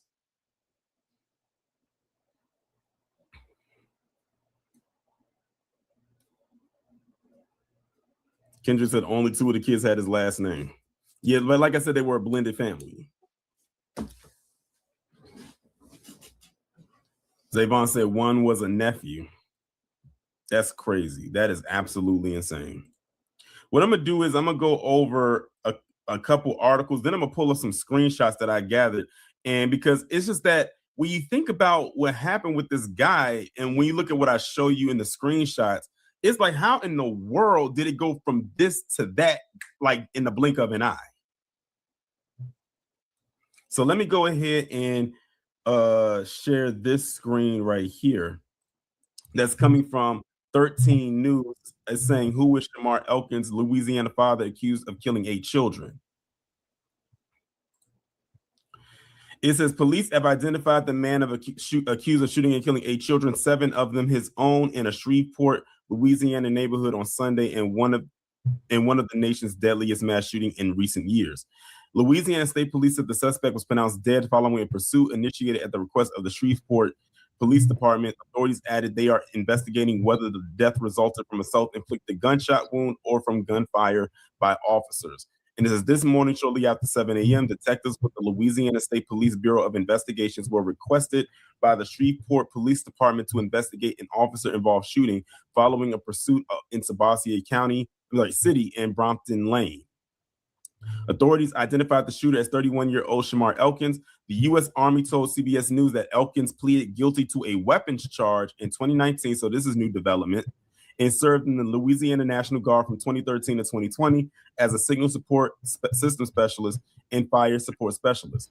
The parish coroner's office said the victims were 5 girls and 3 boys, ranging in age from 3 to 11, and their names was Jayla Elkins, Shayla Elkins, Kayla Pugh, Layla Pugh, Marcaden Pugh, Soraya Snow, Kadarian Snow, and Braylon Snow. 7 were siblings, and 1 was Elkins' nephew.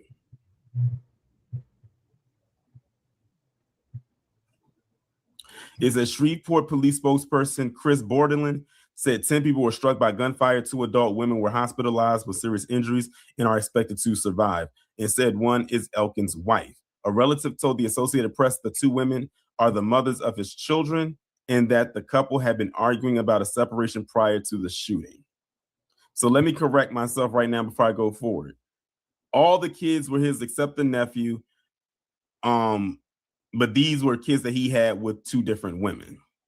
But he was married to, of course, to one of them. And the one other kid was a nephew.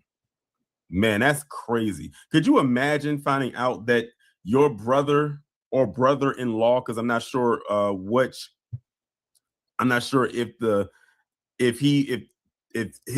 a sibling of his was the parent of the child that made him the nephew, or if his wife was related to the one that would still make him a nephew by marriage. Either way, I would lose my mind. Either way. Then they gave the timeline. We're not going to go over the timeline because we already went over that.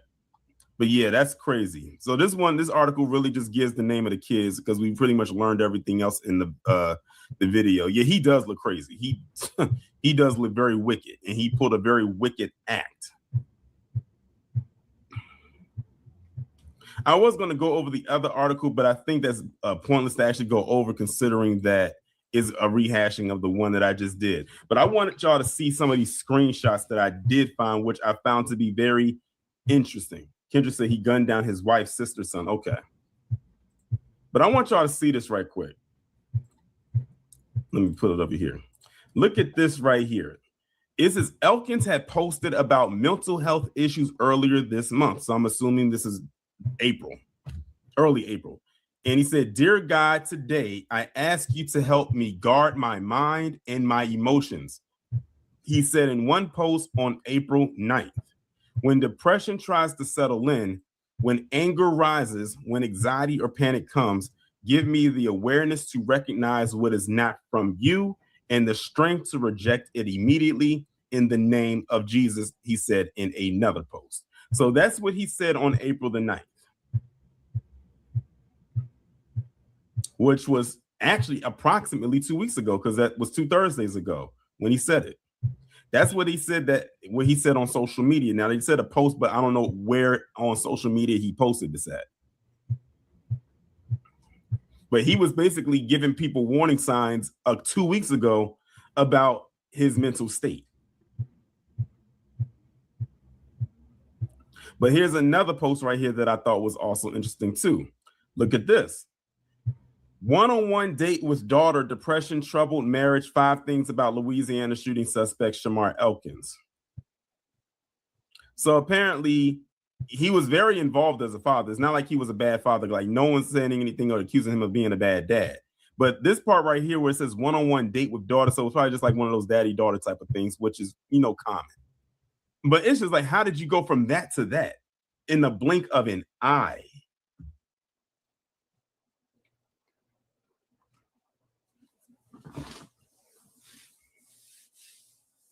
Like, that is insane. And shout out to everyone that just came into the chat. And if y'all just came into the chat, I'm going to reiterate it. I most likely won't drop the link tonight because it's one of those heavier topics. I don't really like to do that when it's like topics like these, especially for obvious reasons. Like I said, so when the live ends, y'all can just converse about it in the chat. But this is sad. This is extremely sad That's why I pulled up that other screenshot and asked mentally ill or straight up evil. Because I'm gonna tell you something right now. If Shamar Elkins was a PC man, they would have immediately said, "Oh, mentally ill." You already know. You already know the usual suspects, but it came with that mentally ill talk.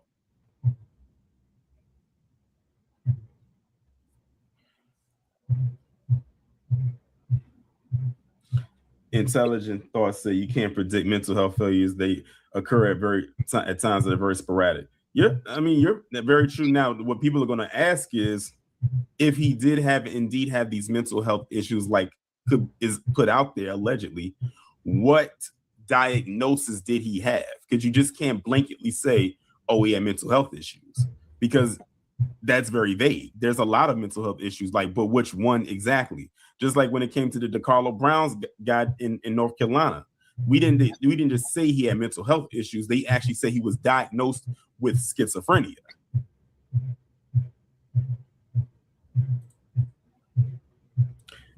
Noam King says mental health is something that is completely ignored in America.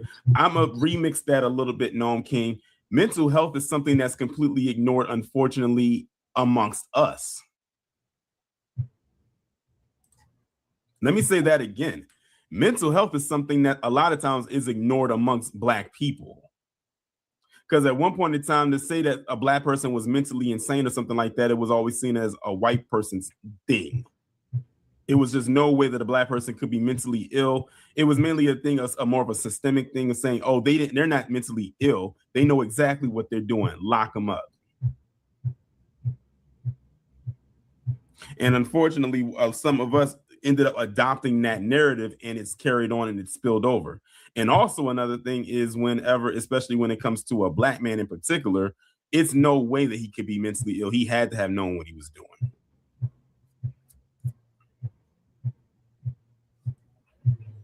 So it could be a thing. He could have had mental issues for all we know, especially when you think about this part right here.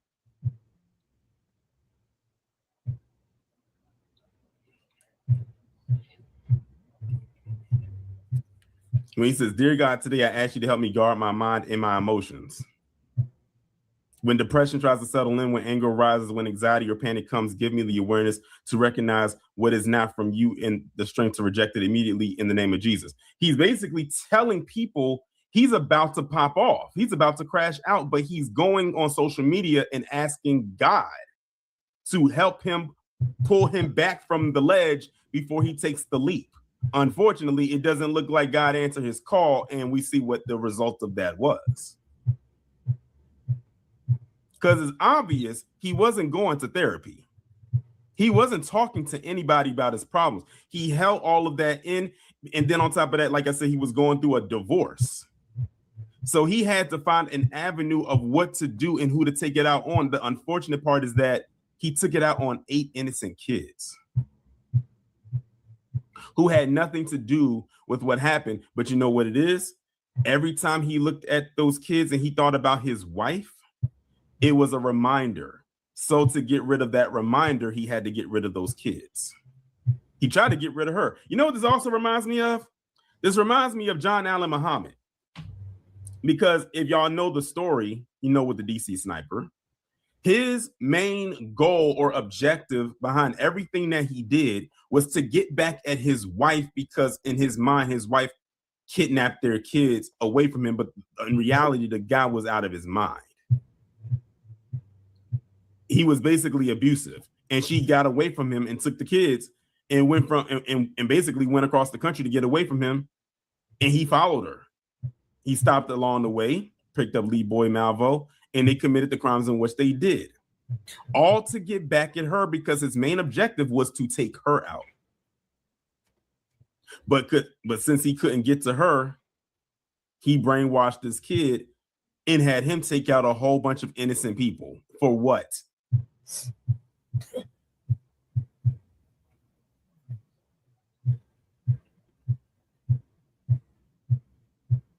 He said he was like, no, John Allen Muhammad has been dead for years. They executed him years ago. They executed him when I was in college. And I was in college from 07 to 2011. He's been dead for years now, not days.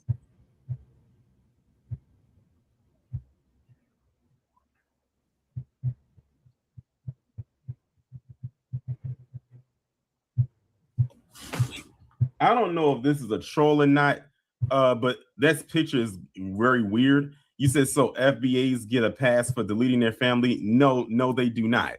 What gave you that idea? This is exactly why. You see that comment right there? That's exactly why I'm not dropping the link tonight.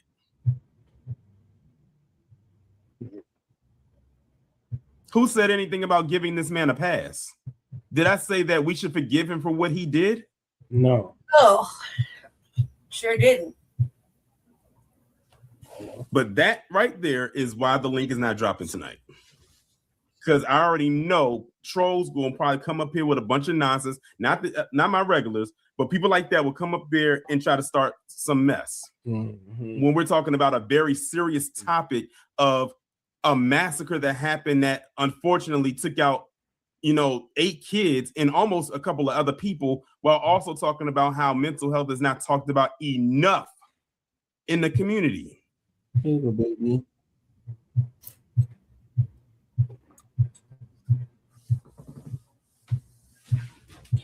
I know it's a troll. Never seen them before, but they want to pop up and leave that.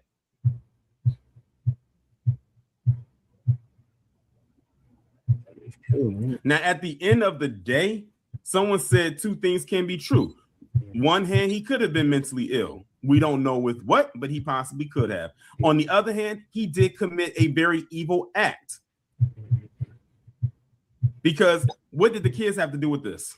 Right. The kids were completely innocent. Whatever issue you had with your wife was between you and your wife. The kids should have been left out of it. Right. Kids are innocent. You did not have to pick up that gun and slaughter those kids. Mm-hmm. Ages 3 to 11. Life has not even gotten to them yet. Appreciate it, Wallow.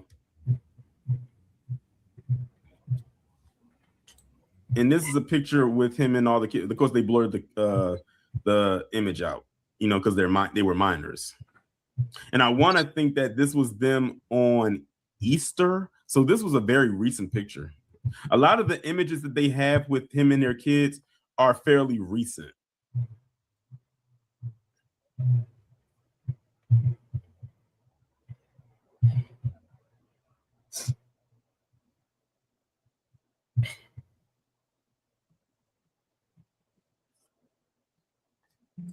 I appreciate your comment. But yeah, like I said, that is something that has to be addressed. That's why a lot of the times when I do my videos on Patreon that are too crazy, like too wild to put on YouTube, some of those videos that do involve Black people, it's some wild stuff. But too many times it gets overlooked. I'm actually glad that this is one of those stories that wasn't treated as an isolated incident. And another reason we're going to be talking about this too is because you have way too many people, some in and outside of the community, that will sit up there and say, we don't call out this type of behavior. They will think that we just brush this under the rug. Yes, we do. Right. Or if they feel like we don't talk about it ad nauseum, we don't care about it at all. I saw some troll comments on Threads talking about where's BLM at? Why would BLM be there? Why is it every time an incident happens where it involves Black people in proximity crime, because that's what it is, you want to say where's BLM at?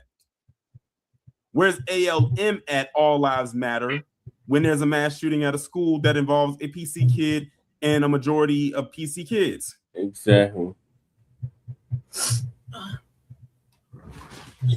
The fact of the matter is the people that say that don't care about the story itself.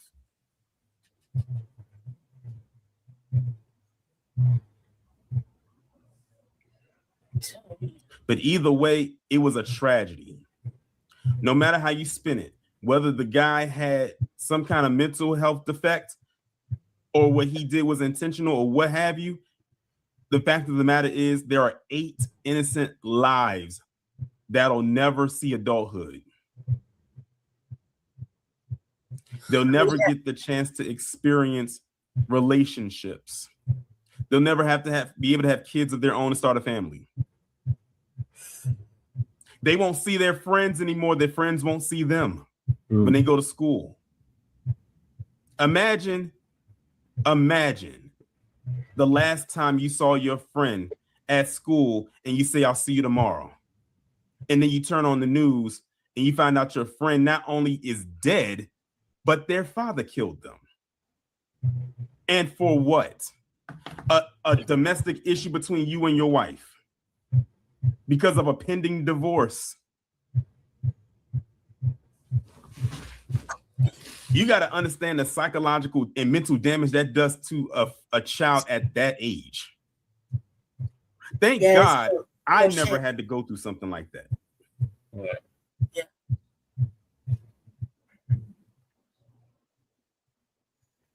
I don't know if anybody else in the chat ever had to deal with that.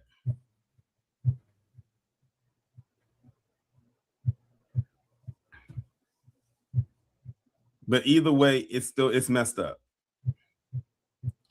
And I'm sure there's going to be some more stuff that's going to come out about the story. I hope it doesn't get buried. I don't know how many people I have who follow me who live in the state of Louisiana can help me keep up with this, because this did happen in your state. It happened in Shreveport in particular. Oh, Mrs. Z, you have, well, I offer my condolences.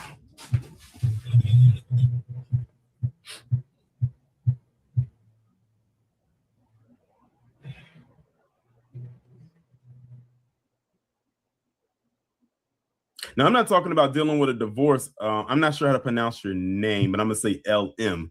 I'm not talking about dealing with a divorce. I'm talking about dealing with the loss of a friend at a very young age. And I'm saying in particular with these kids, because like I said, imagine that all these kids had friends, because they're all school age, preschool, school age. Imagine you have friends and you tell them one day, okay, I'll see you tomorrow. And then you look on the news and they're dead. That will damage you. And then you got to go to school the next day. And then you got to have like maybe some kind of an assembly. They might have some kind of a vigil or something along the lines, or they may not even allow them to go to school the next day.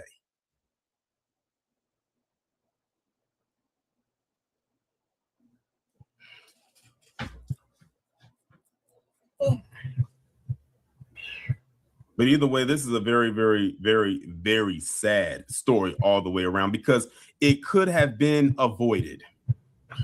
It could have been avoided. I always say when it comes to familicide, those type of situations could be avoided if they are tackled before it gets to the boiling point. And based on the stuff that he was putting out there, it sounds to me like this man, this Shamar Elkins, was dealing with quite a bit.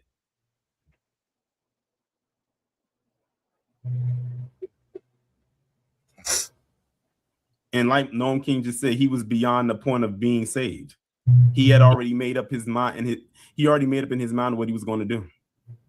And he did it with no hesitation.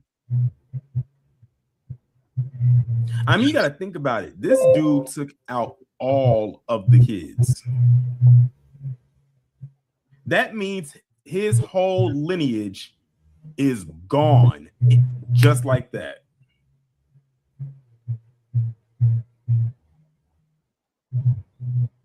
Yeah, it kind of reminds you of Chris Benoit. 8 kids. One of them a nephew. I can imagine what them services are going to look like down there.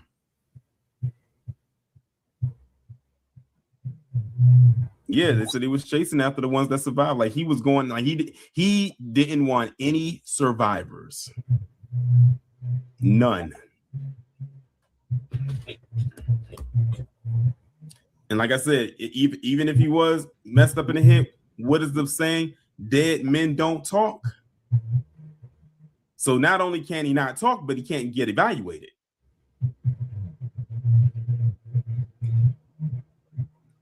Me neither, Miss Nisi. That's why I didn't drop the link tonight. I'm just getting out how I feel about the situation as a solo act tonight. You know, any other time I would, but this is one of those topics where I have to just say, I just have to say what I have to say on my own with no interruption.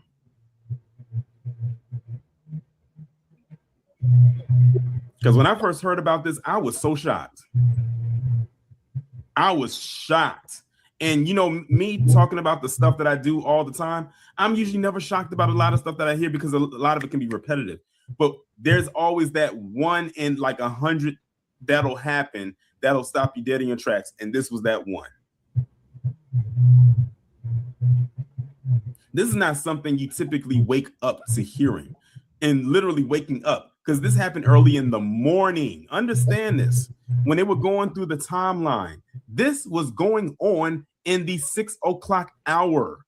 That means these kids were either just starting to wake up or they were still asleep, which means if they were just waking up or still asleep, they had no major reaction time to what was going on. Shout out to Savion for being a member for 29 months. He says PC may not care about their lineage, but we care about ours, especially in these circumstances. Exactly. Especially these kids. But like I said, wee hours of the morning, they had no time to react to this.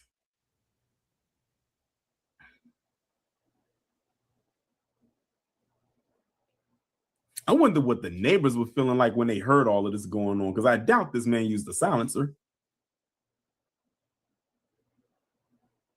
Yeah, Kendrick, I don't know if you didn't hear the timeline in the beginning of this live, but this was going on in the morning. I'm talking about before the sun was starting to crack through the clouds, through the sky.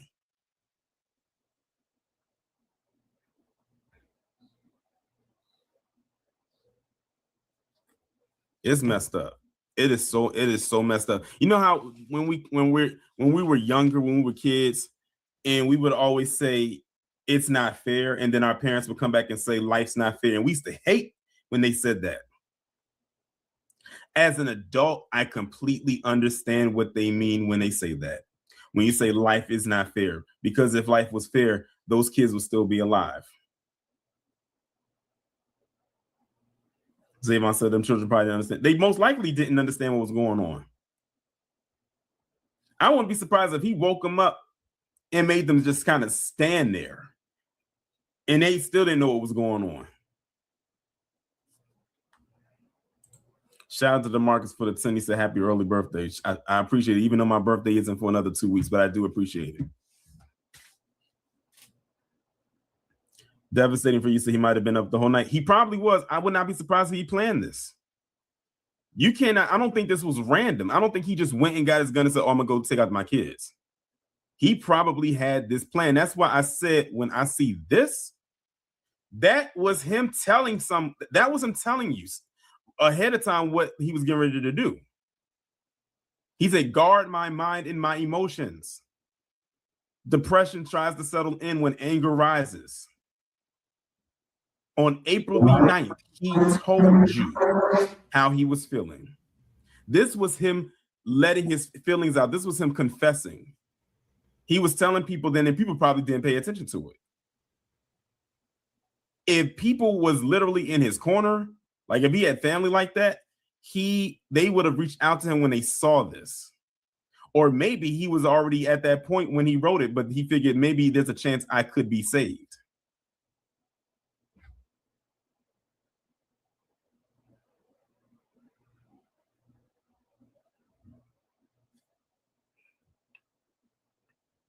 Kendra says some men unallow their kids to avoid paying child support. Well, to me, it sounds like he was definitely in his kid's life because there was never any mention of child support. So he was definitely in his kid's lives because he was married, to this woman. It's just that they were in the midst of getting a divorce. So it's probably a lot of things going on, but the only person now that can speak is his wife and the other person, because they are now the key witnesses. Everyone else is dead. He's dead, and so are the kids.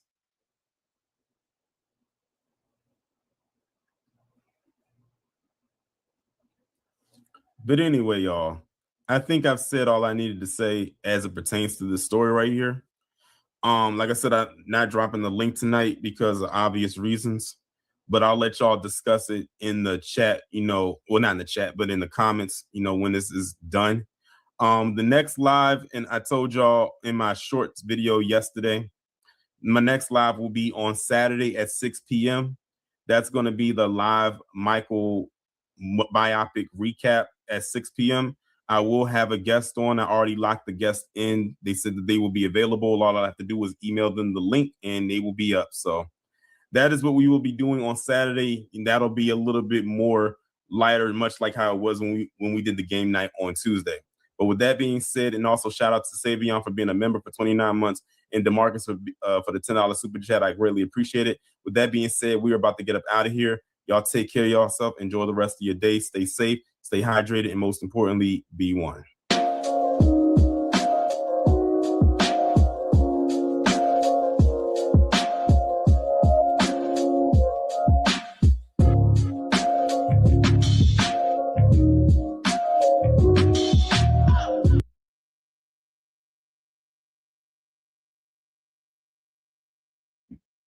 Hello, family. So we have the story of Alex Barbier, a MAGA Christian missionary who came to Nigeria earlier this year, and he has been advocating against the unaliving of Christians in Nigeria. Let's watch some of the videos. Are you ready to be held accountable if indeed your comments, your actions, and inactions are found to have incited people to violence? Which laws have been broken, can I ask? Which incitement to violence has been done? I appreciate the prior remarks and context regarding different issues in Nigeria. I would say that it's despicable to try to compare me to anything in Rwanda. I've never once called for anybody to be murdered. I have called for people to be protected. The things that I have said, I would say that I would ask people to show me and tell me specifically what rhetoric and what words are causing anything. Because for me, I've called that, yes, innocent people should be defending themselves. In America, we can do this. Oh, shit, I skipped. Okay. All right, Lady Shay, what is your closing statement on the way out? Lady Shay. Are we done? Yes. What are your thoughts on the way out? About what? Which part? About the dude that killed the kids. That was a tragedy. I got a lot more to say about it on the RBA. That was it's a lot. It's a tragedy, honestly. And nobody knows really what was going on in that man's head when he did that. But I do know that it's how you take children, the lives of children. Man, that's really a hard fucking thing. It really bothers my soul. So. Right, I concur. So It really bothers my soul. The Michael Jackson thing, I don't know, cuz we're gonna watch it when I see you. So I'll find a way. So we'll watch it when I see you. We can develop our own opinion. I can't really go off of what other people have already seen or said because I'm like a movie connoisseur and a fucking Michael Jackson fan. Yes, all day over here. So motherfucker know the history of Michael Jackson. Ask a bitch, she'll tell you. Right. I've been motherfucking fan of Michael Jackson since my ears could hear him. I was just thinking to Jesse the other day. Oh fucking Jackson 5 song. Yep. And I was toiling in his hair. So yeah, if anybody knows about the Jacksons, Jackson 5, and when our sister Janet made her little statement about Kamala, I was like, Roland Martin was talking shit about Janet Jackson, and I was like, not my Janet. With Janet. Not Miss Jackson if you nasty. Not Miss Velvet Rope. Not Control. Not Janet. Right. So yeah, if anybody's been a fan of the Jacksons, yeah, you'll be right here in this house. And my brother too, you know what I mean? So we're all about it. I had a poster covering up my walls and everything. And not to mention, I think we got 2 albums on vinyl, at least 2 or 3 albums on vinyl, in the basement of my father's house. So yeah, motherfucker knows about some Michael Jackson's, and watched pretty much every Michael Jackson documentary, and even all his trials and tribulations, for when they had embarrassed him and lied on him and shit, up until the day he passed away. And they was pulling him out of his house. Yeah, I was pretty much there for it all. So we'll watch it when you get over here, baby. All right, that wasn't even a topic, but okay. Let's wrap this up. Thank y'all for tuning in to season 11, episode 33, or Trey Grand Rising with Shabaka and the Chase, in conjunction with the Front Line Blacc News. Join us tomorrow for a brand new episode of the Front Line Blacc News, season 6, episode 23, part 1. So we'll see y'all then. In the meantime, make sure y'all like and subscribe to all of our platforms. Frontline Blacc News on YouTube and Facebook, The Revolutionary Agenda on YouTube and Facebook, and Shabaka's Black Experience Enhanced on Facebook and Twitter. And shout out to everybody that tapped in with us. Shout out to Jonathan Hoover. Shout out to Val Hawkins. Shout out to Mac 285. Shout out to Shabaka. Shout out to DSB. Shout out to MD20. And shout out to Twin in Time. I think that's everybody. Yeah. So we'll see y'all tomorrow for Frontline Blacc News. Peace.